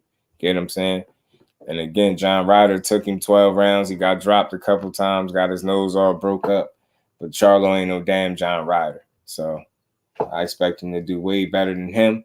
I even expect Canelo to possibly look a bit better than he did in the John Ryder fight simply because of the challenge that he's facing and the fact that he said he's healthier now, so he'll be able to do a full training camp and things like that. So he acknowledged that his last few performances wasn't the best. So I know he's going to be aiming to try to impress, and definitely he knows Charlo ain't no walk in the park. So and I know Canelo is far too experienced and too smart to underestimate somebody. I don't think he's that stupid. You get what I'm saying? So we're going to see a strategic, smart-ass fight, and I think it's going to be fireworks. I think it's going to be one of the better fights of the year as well. I think this is going to be one we could look back and really appreciate, too. Actually, fight with Charlo, unless he sees something he could expose. I think so, too. And whether he's seeing something wrong or not remains to be seen, right, X? Because I felt like when he picked Bivol, I felt like he seen a guy. He looked at him. He seen the number of fights that Bivol had. Bivol had less than, 20 fights at the time. Seen the knockouts. He didn't have a ton of knockouts or nothing. So he seen a guy that wasn't a crazy knockout puncher. And I think that's what factored into him picking that guy. And he knowing that he's a good fighter, though, a quality fighter. And I think he really felt like he can beat him. And he got beat up. And he got chipped. You know what I mean? But, yeah, I think you're right, too. I think him and his team they see something that they could exploit. And we're going to see if it's going to be true or not. But Mel studying Bivol. That's interesting, 10K. That's interesting. And if anything, that fight, too, in particular, it'd be crazy. Somewhere Marty laughing his butt off right now. Miss Joette, salute to the Queen. You have a great night as well, Queen. Go ahead and get you some rest. I know you've been working hard. Appreciate you stopping through as always. Gotta make sure y'all punch that like button. We're gonna rock for a little bit longer. No, I mean, Kello, what's good, my guy? How you feeling, bro? Appreciate you stopping through. People gotta have the best jab in boxing. Them jabs brutal, yeah. And look, it's an active jab, 10K. That's what he got. Beaver got an active jab, and it's very difficult to deal with once he's able to get within rhythm, bro. Once he's able to get in rhythm, he's difficult to deal with. You get what I'm saying? He another one with great rhythm to his offense, period. Like, you get what I'm saying? It's like Beaver be dancing in there. His body being synced, his offense and defense be aligned. He just a smart fighter, man. He really is a smart fighter. And Beaver let Zurdo, he had no level. Yo, I'm telling you, yo, he beat Zurdo ass, man. When Canelo body turned red, he almost out of there. Right. He was red everywhere. Beaver was stringing them joints on him, putting them hands. Beaver was putting them beaters on him, bro. I'm telling you, man, he's putting them feast thigh cuffs on him, bro. Putting them feast thigh cuffs on that man. Just like, yo, it got all bad for him, I tell you. Like Frank Martin. His minutes of hell, Haney will most certainly cement that title and fight anyway. Oh, man, what's good with it, though, Kello? But, yeah, man, this again. I can't. What more could I say about this year? It's been fun, man. But this fight is gonna be something that I'm looking forward to, and I'm gonna be speaking on it. Like I said, throughout this build up and throughout these press conferences. The first one was a success. Like I said, both guys. You know, I was impressed with the amount of clear English that Canelo was speaking today. That was what impressed me. You get what I'm saying? The English. I said, okay, Nello been working on his English, man. I can understand Nello now. And B will do so we can get the better B fight. Yeah, they bugging, Bole. They bugging, trying to use that technicality not to give us a great fight. It's crazy. So they kept it close quarters too. I'm telling you, man.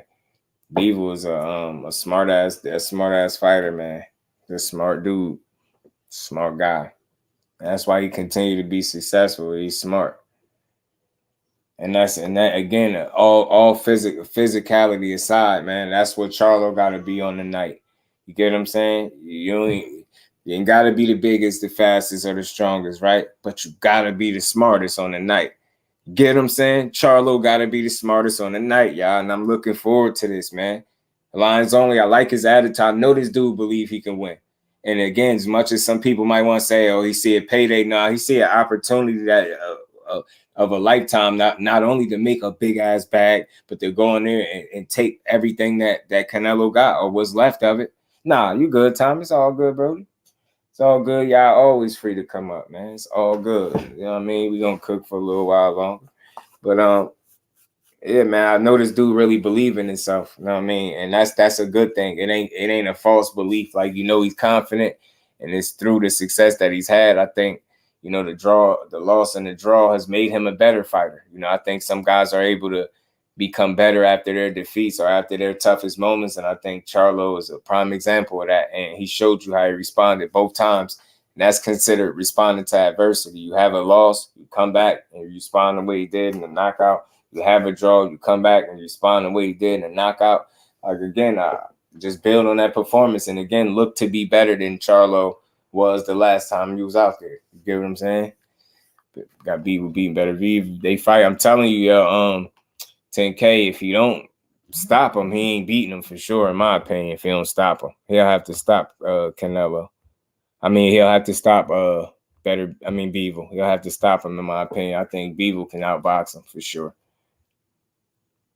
I think Beaver can outbox him for sure. Some runs of training for Beaver. Yeah, we need to get on him right, man. Get that fight going. They trying everything they power not to give it to us.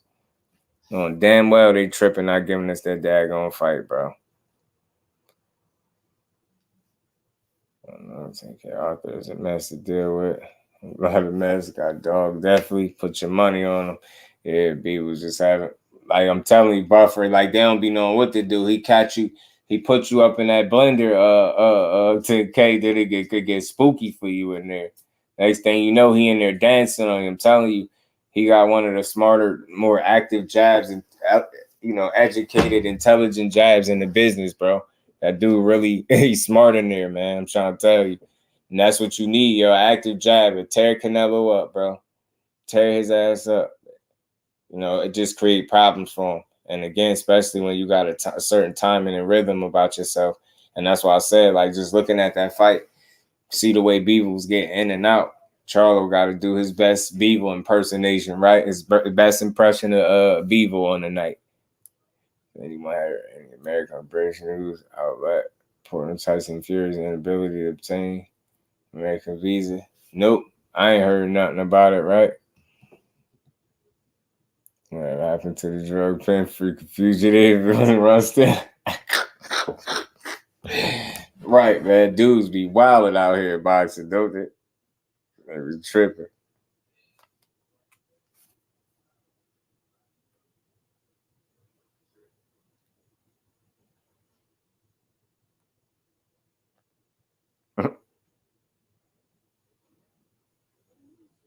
Oh, shit. Man, he said, freaking fugitive, still on the run, bro. Man, better not still be on the run. We'll take B because better be getting close to 40. I'm telling you, even Father Time might be in the stadium with him too. I want to look because remember he had like some type of jaw infection, so him and Callum Smith got pushed back or something like that, pushed back or whatever the case. I want to see how that fight gonna play out. That fight gonna be very revealing, I think. In terms of like if he's slowing down at all, I think Callum Smith can kind of maybe possibly give us a somewhat of an indicator of what's going on with Better Be. Because you got to slow down at some point. Like, you get what I'm saying? Got to. About Bivol and Morrell. That'd be fun too, 10K to watch, Bivol and Morrell. If Morrell ever get up to 75. Smoke got me. Yeah. The Bivol announce a fight.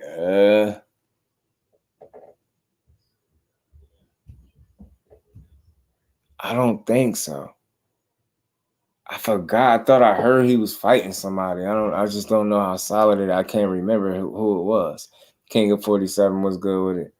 Fights nobody want. Who asked what Jermell was Canelo, right? It's just Ron Carver versus Charlo. Good fight. Nobody asked for this. Nah, I get what you're saying, bro. I always understand that. They freezing Bivol out right now. Nah, they are. It's corny. How they doing that? I don't like it.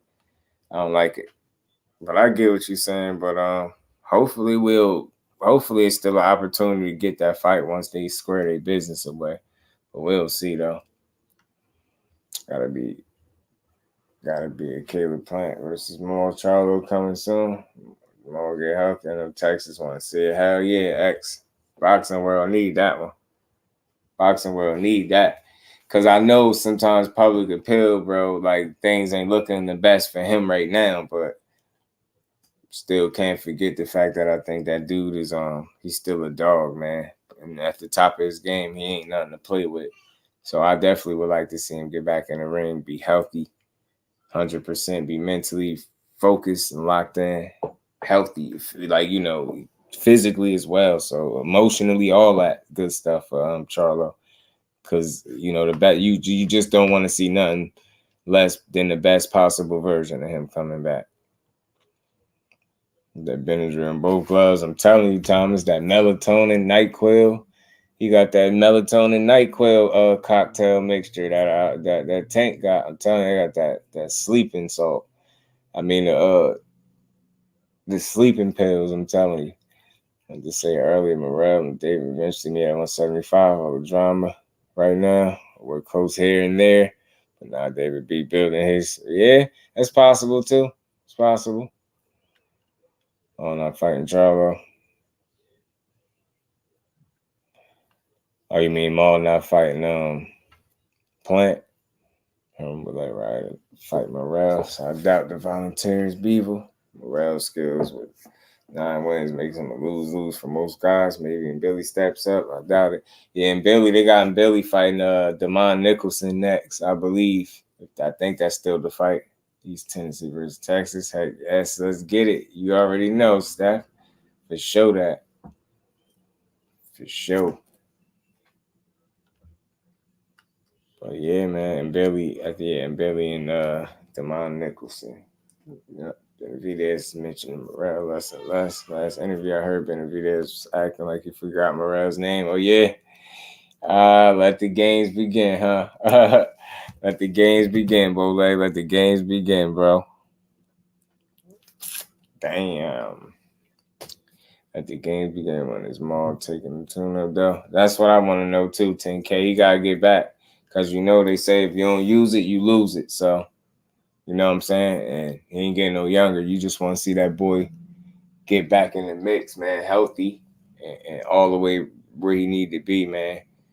Damn, I wish you had some type of idea or timetable when he was getting back, man, because he the boxing world, he still got some people that rock with him and want to see what he got going on. So hopefully we get to see it, bro.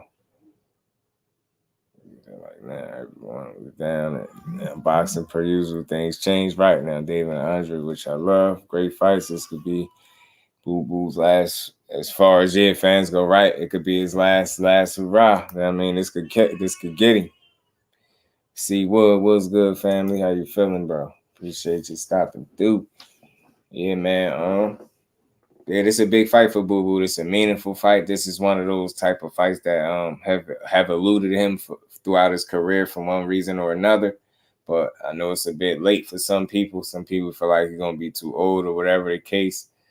I think the man got a good shot, bro. He got a good shot at making some things happen. You gotta be smart in this fight, bro. You gotta be smart. David Benavidez is a young, hungry dog, man, but it's ways to tame that dog as well. And I think Demetrius Andre really got the skill and talent to do it. But it's about consistency, application, and execution. Y'all gonna keep hearing me say that. And not gassing late and things like that. Putting yourself in a position to get beat. You got Charlo over Canelo. Talk to him, C. Wood. We putting that in the air, man. Appreciate you, Fade, as always. Appreciate the fan. I got like 2 more things I was going to touch on for a second, and we was going to roll out for sure. Morel, Boots, same spot, showing a ton of skills, and nobody want to fight on. The difference has been the videos and ish, right, man? You're going to have to see it. Yeah, man, I know 10K. It's unfortunate, man. He got to get back. Boo Boo losing, man. I can't see. I know, because what's the name is Benavidez going to bring that smoke for sure. The W, he's slick. Any hiccups and boom. You get what I'm saying? Don't get caught late, man. Old and new Maul still on them. Yeah, man. Maul, that guy still coming back. Excellent building. D, you already know. I appreciate you as always, fam. We're gonna start doing more panels and letting the people come up and cook, because I do like to hear from the family, you know, on all these topics. Like just gotta renew your mind every day, be right. Every day. I'm telling you. Mo, man, one good performance and put him right back where he need to be. One solid performance. You know what I mean? He get the blood pumping again, get the veins back, get that, you know what I mean? That taste for the sport again, man. You know what I'm saying? Get that love. You know what I mean? Get back in there, man. I just want to see that for the dude, because it's crazy when you see a guy's biggest challenges are not inside the actual boxing ring. As dangerous as boxing is, and you feel like you know his biggest challenges have been outside of that. It's crazy when you think of that. But he always have an opportunity, man. Like, he just gotta, be using every moment to get himself right. Been out for 3 years, 10K. It's tough, bro. It's tough. And time just keep going by. You get what I'm saying? But he's definitely at the top of his game. And he's somebody you definitely want to watch. Petrol in that tank. Yeah, me too, Thomas. He got to have that petrol, boo. Okay, we do the other night, but if he there's a pity paddle, but then call him a monster. Yeah, he got to be on point, bro. He got to be on point. Got to utilize his footwork, them angles. You get what I'm saying? He got to be smart defensively. He got to pick his punches well. All these things is something that he's more than capable of doing, bro. He just has to, execute on the night. Or something else always set up for power. God. Gotta get more elusive like Twin Charlo. True. Who said Benavidez in the power puncher? He just overwhelms you with volume. I think that's what it is. And even some people that fought him, they say it's like it's the volume, and the punches got some weight to it. It's heavy punch, but you get what I'm saying? It's more so the volume, like you're saying, and the overwhelming that be getting people. Come on, Spink, man. Remember them two going back and forth, man, on each other. It was funny. They crazy. They shout out. Young Mel be tripping out. Young bro be tripping. Young bro be letting it go. But you know what? I knew something else I was gonna bring up too. Wow. Yeah, man, definitely. Now, at the top of his game is a for sure bet. That's one of them guys. It will be the biggest fight of his career. And one step closer to you unpaid day. Yeah, get what I'm saying? So he gonna get up for this for all the right reasons, man. You got that bag to secure. You ain't got nothing, man. You playing with house money. You just gotta go in there and be great. Go in there and be Mel. You know what I'm saying? All right, I'm telling you, little Charlo, Jermell Charlo, like one of them guys, man. I'm telling you. So I can't wait to see that fight. But what y'all think about Money May, man? Floyd Money Mayweather wanting the young fighter CURMEL MOTEN to fight Leigh Wood in the pro debut. What y'all think about that? No, I know that's not gonna happen.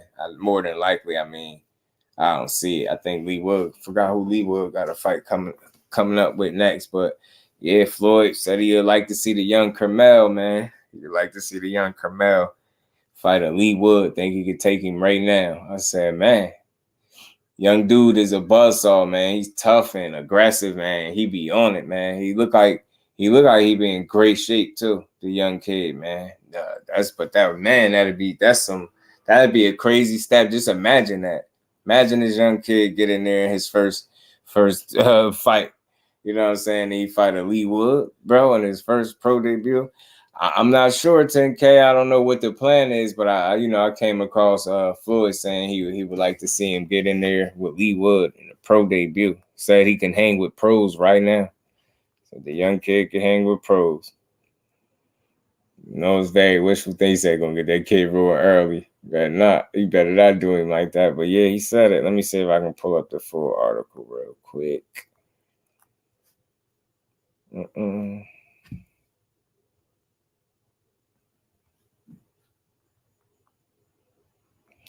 see.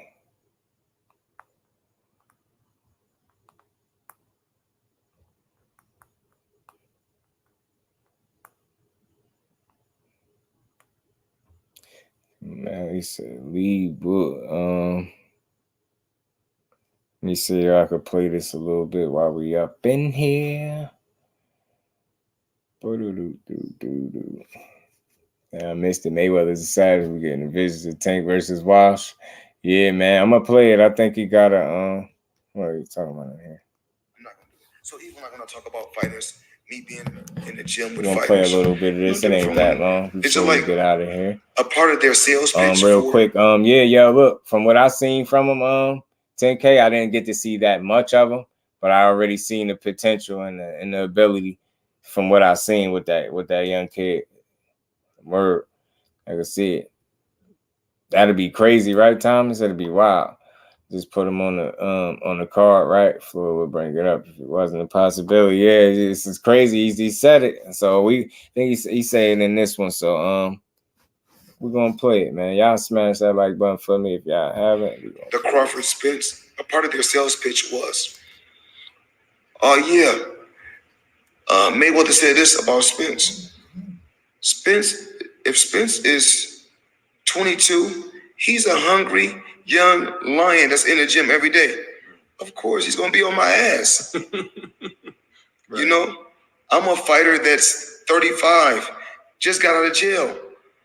Like I said before, and like I always tell you, when I get in the gym, I gotta get back in my mode. So with me going to the gym,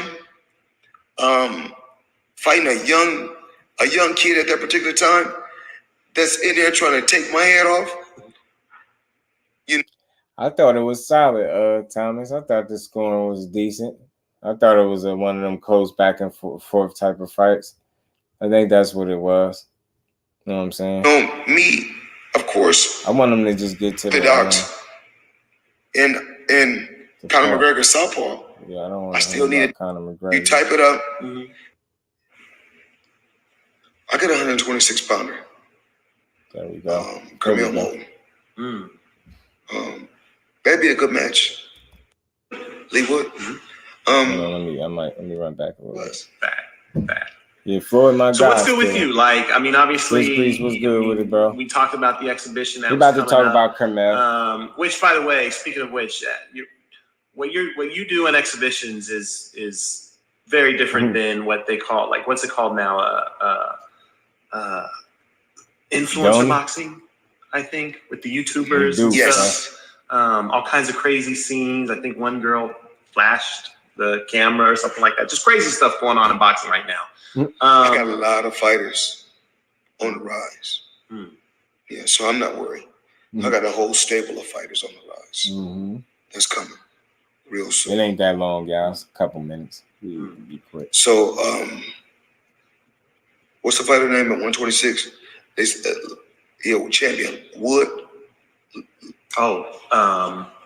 The British dude? Yeah, what's the name? Leigh Wood. Leigh Wood. Well, I was dropping out, right? I got a 126 pounder. Iron sharpens iron, right? CURMEL Moten. That'd be a good match. Now, wait, hold on. CURMEL Moten, he's still an amateur, right? He's professional now. Oh, he's turning pro. He's turning pro. He's turning pro. Oh, so he is turning pro. Wait a minute. He's turning pro. Yes. Which means he hasn't turned pro yet. No. And you're saying that's a good matchup. Yes. That's a good matchup now? Right now. I'm saying that's a good matchup. Wow. I don't know who his promoter is, but that's a good matchup. I'm telling you right now. That's a title fight. Fully talking that talk. We take chances to be great. All I'm saying is this. That's a good matchup. I'm not knocking the fighter. I'm not saying nothing about him bad. I'm just saying that. Okay, Floyd knows Leigh Wood. The guy Leigh Wood, and of course, will be a good match. In his mind, fact. I don't know who his promoter is. I don't know who his promoter is. Sure, you probably do. I believe so. I think it's Eddie Hearn, isn't it? If it is, I mean, the kid stars. One thing about Eddie, he's a good businessman. And I'm a good businessman. He messing around catch Leigh Wood while he getting old. I'm pretty sure that because Eddie keep those, Eddie keep those little guys like to stay busy fighting. So I'm pretty sure he got something coming up. But if he get past, I should go reach out to him, see if he want to do a build. Come up here and build CURMEL. See if he wants. What do you think about Floyd him fighting Leigh Wood? We should make it happen. I think so. That is crazy. And our guy, if our guy is 1-0 or 0-0, we'll take the fight. I put all the money up. Oh, you say you put all the money up. I put the money up for both sides. Okay, Floyd. Damn, that's a hard offer to beat. Yeah. You're talking that talk. That's crazy. I don't know though. That's that man. I would if I was in those shoes and that was my fighter. I don't know. That's a risky move to put him in with your guy. No. No. Floyd, my guy's 17. That's my point. My guy's 17. Oh man, he's destined to be great. Wow. He's destined to be great. Remember I told you that. Well, yeah, y'all 17. Amateur boxing, it's good. It's good. But all that is a bunch of sparring, getting you ready for the professionals. Call me a fool by believe Floyd. Well, I guess stamping him. He don't stamp everybody. Ain't gonna lie. See, when you're born ready, you don't gotta get ready. Though. I was gonna turn. I could have turned. You can ask my dad. I could have turned pro I was gonna turn pro about at 14. Yeah, when you was like. Yeah, we're gonna live in San Diego. And fight down in Mexico. Fight down in Mexico. You understand? That's crazy. Yeah, he was different. He was different. But that was a different era too.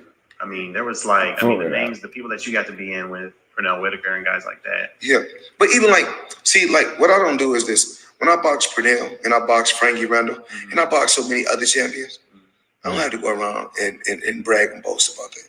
Yeah. I don't have to. Because I was in there to learn. When you when I go to, I told you when I'm a student of boxing. And when you're a student of boxing, so at 14 would have been wow, as he said over there in Mexico. And when you know, food got it covered, right?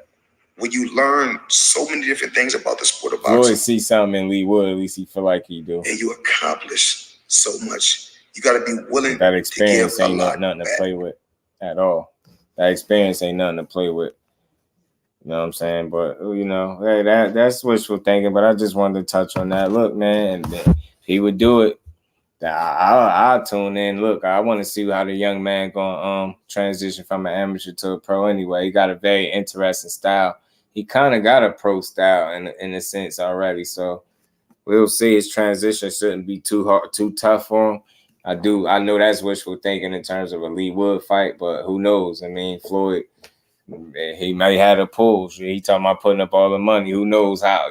We seen crazy things in boxing, but I'm not saying I'm hopeful that that'll happen, right? I just want to see the young man get in there and fight and see how he looks, see how he going to transition from an amateur to a pro, and see what he got. Start building his legacy, you know what I mean? Start carving out a name for himself outside of the amateur circuit. So we'll see. Salute to CURMEL, man. Maybe I'll reach out to him and see if he want to come up here and build.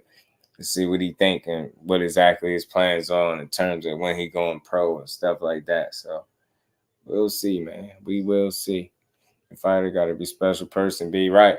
And I think that's what I'm hoping that's what he's seeing in him, and he being 100%, 1,000,000% sincere about how good he think this kid going to be. I mean, I've been hearing the name for a little while now. I'm ringing. You hear some really good things about him. So, and I think one of the things that he got working for him is his work ethic is crazy. I think that young man worked his ass off. So that's always a good quality, good trait to have as a fighter, not having to be told to be in the gym. Like, you know where to find that kid and he's going to be in the gym. Mayweather promotion got to make moves for the future. That Floyd lost Richard to Hitchens, yeah, that was a loss right there. Trying to fight exhibitions. You know, it's crazy, 10K, he ain't signed to TMT, bro. That's the thing. Like I don't know if he was here when I interviewed Jahan Ingram. He ain't fighting. He ain't signed to TMT. I thought he was though. I thought he was too. But I think the exhibitions in terms of those, I think that's exposure for him and some experience to some degree, somewhat of staying busy a little bit too. You know, I see somewhat of the bright side and the fact that he's still young, but I would just still like to see him like starting to get these fights that's going to count on the resume for sure. The UK to bite with Liam Walsh. But I like Jahan Ingram, talented, skilled. I like what he brings to the table. And I feel like when I was talking to him, that's what I said. I think he's just getting the experience and exposure. You know what I mean? Staying busy a little bit. But hopefully he can start getting some some other fights. And I think that might be the thing. Yeah, I thought he was signed to TMT, but he was like, nah. Like, oh, okay, damn, because they calling you Pretty Boy, like his name Pretty Boy, John Pretty Boy Ingrid. I think it's his nickname, I'm not mistaken. So, right, but I like the talent of the young king, man. He seems ambitious. He seems like he be in that gym a lot, working. So, I just hope to start seeing him on TV more, so I could get a feel for the skill set and what he got going on. But for that, what I've seen so far, it seems like he's talented, can fight, good reflexes, got some pop. I mean, he's smart. Don't take a lot of silly shots from what I've seen in these fights so far. So I like. That's why I feel like Canelo. I really do feel like he gotta have a pull right now. After all he's put on for boxing, he gotta be in a position to make something happen. You know what I mean? Make something shake. Got to be real quick. Any reasons set for sure. People saying they looking on the calendar and ain't no date set. It ain't no date set for like people don't got no date yet. I think they still working that out.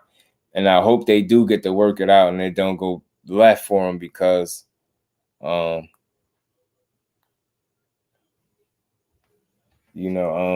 was talking about, he want to fight Haney, but he won't wait for him.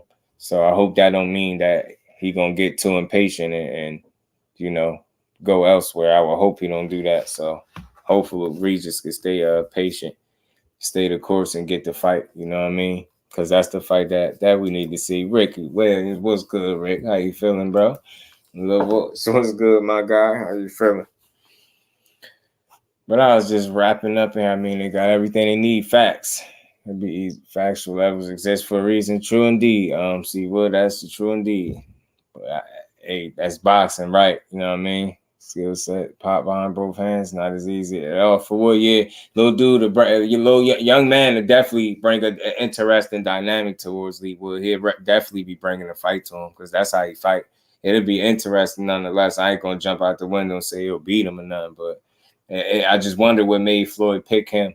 You know what I mean? That guy at all things. Not only is they in a weight class, but I wonder why he started with that guy. So who knows? Maybe it's something I'm telling you. I think he sees something in Lee Wood. And despite if Lee Wood is slowing down now or not, the whole fact that you would put a 17-year-old in there with him and the notion of him beating him would be crazy. Be crazy. Peace to the Brody Rick, man. And much love and appreciation to everybody that continues to support this grind, man. We're going to keep rocking. And again, just to touch on Joshua and, Wilder and Joshua. Joshua claims that he's going to nullify, everything, Wilder does. Say this is chess. He claims that he's lost now. He's taken a couple losses, so he had a chance to see how everybody coming now or something like that. And I ain't here to knock Anthony Joshua. It sound cool, AJ. I expect you to say what you're saying. Eddie Hearn said this is the Joshua that we seen against Helenius is the Joshua that we just got to accept. That's the Joshua we going to see. No chances. So I'm guessing he's saying he's not going to take a ton of chances. Listen, that guy still gets knocked out by Wilder, in my opinion. I think he allowed Helenius to hang around too long, even though he had a game plan, I feel like, and he executed it pretty well. I'm not here to knock him, but he got his nose busted up, took some damage to the face a little bit. He was still hesitant in there, a little gun shy, overthinking, things like that. You know what I'm saying? Not fully asserting himself as early as he could have. Like, he could have got that fight ended sooner, respectfully, because Helenius just didn't have that much to offer. If Joshua was willing to commit to more than 1 or 2 punches at a time, I think he would have got that dude out of there 2-3 rounds sooner. But the fact that he won't really commit to more than, really one punch, he don't punch a combination, because I don't think he trusts himself, and I don't think I think he worries too much about what's coming back. So as a result, you see him in there with figuring stuff out and thinking, which is cool, but he has a tendency to overthink, and that can get him caught with shots. And I think if that's Wilder on the other end of you, one of them shots going to end up being a right hand. You're not going to just keep, get what I'm saying? I think he's going to get you in line with that jab, and the right hand going to follow it. I just don't see you being able to avoid the right hand. And again, it could be whoever catch who, but, and I get it, Wilder fought, 30 seconds or whatever, however long it was in the last 2 years or so. I get all of that. But still in all, fact remains that the flaws that Joshua have are always, in my opinion, going to be things that Deontay Wilder could take advantage of. And because, like we was having this conversation before, because I factor in energy and mentality when it comes to this fight and confidence, I feel like those things swing in Wilder's favor, right? And I think for those reasons, he'll be successful. You get what I'm saying? He's not going to go in this fight short on confidence, at least not in my opinion, right? But when you look at you look at an AJ, you're just not so sure. Like, 1 minute he says, like, when somebody say, are you fighting Wilder? Or who told you that? Then the next minute they ask him, you fighting Wilder? Is it a doctor in the house? I'm carrying a heavyweight division. Then you get out the ring and say, oh, I just want to smash his head in.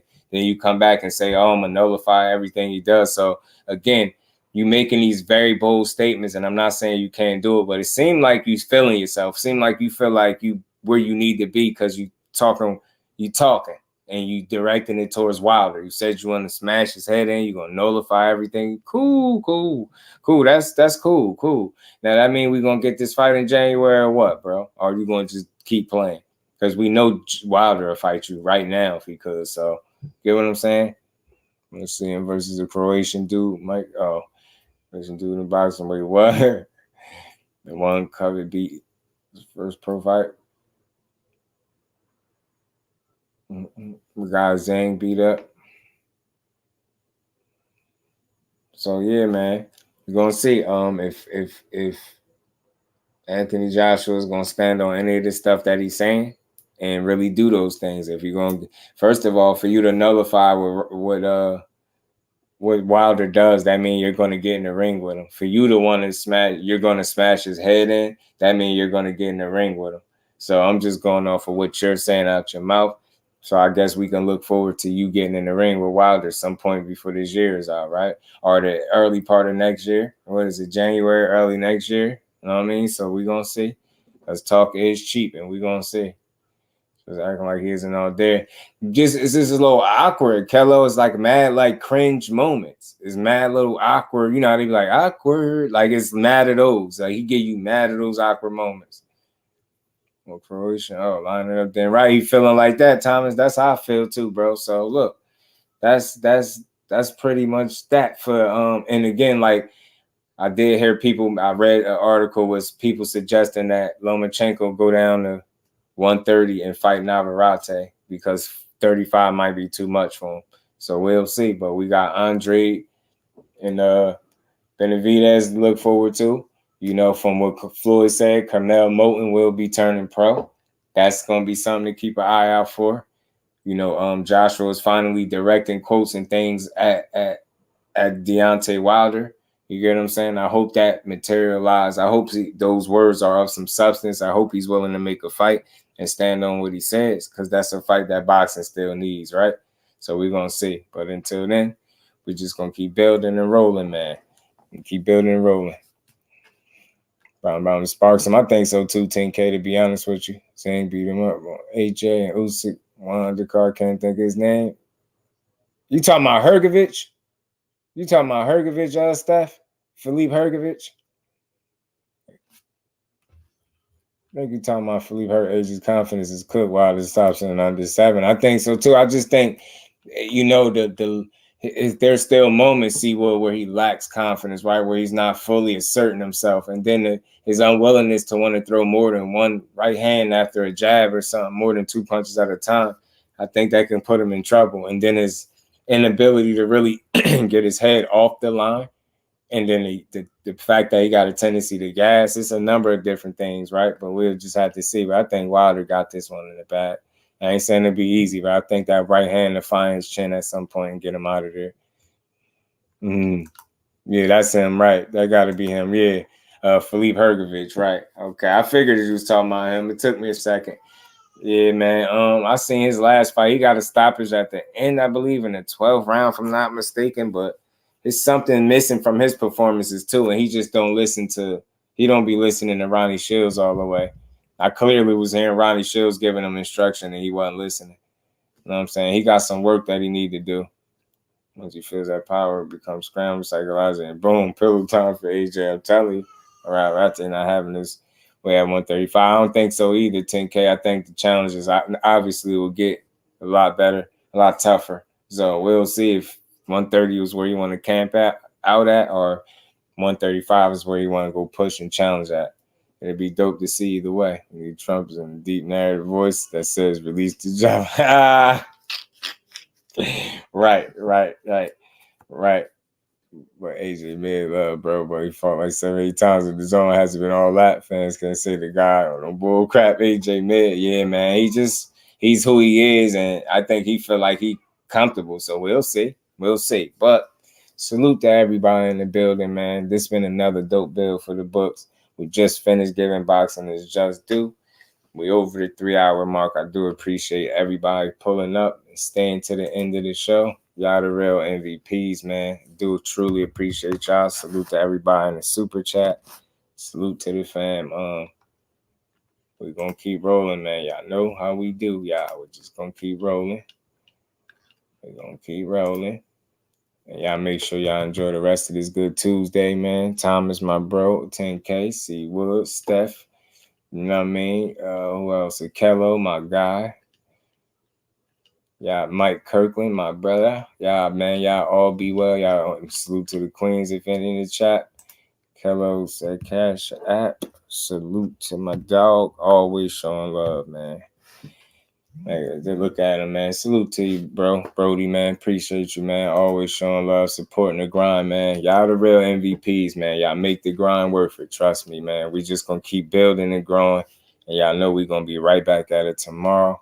to continue another dope build over here. The goal is to not just grow this channel, but to bring as many eyes to the sport and show people that it's a responsible way, a non-toxic way to have these boxing builds where everybody can enjoy it. You get what I'm saying? So I think we accomplish that each and every time we up at bat.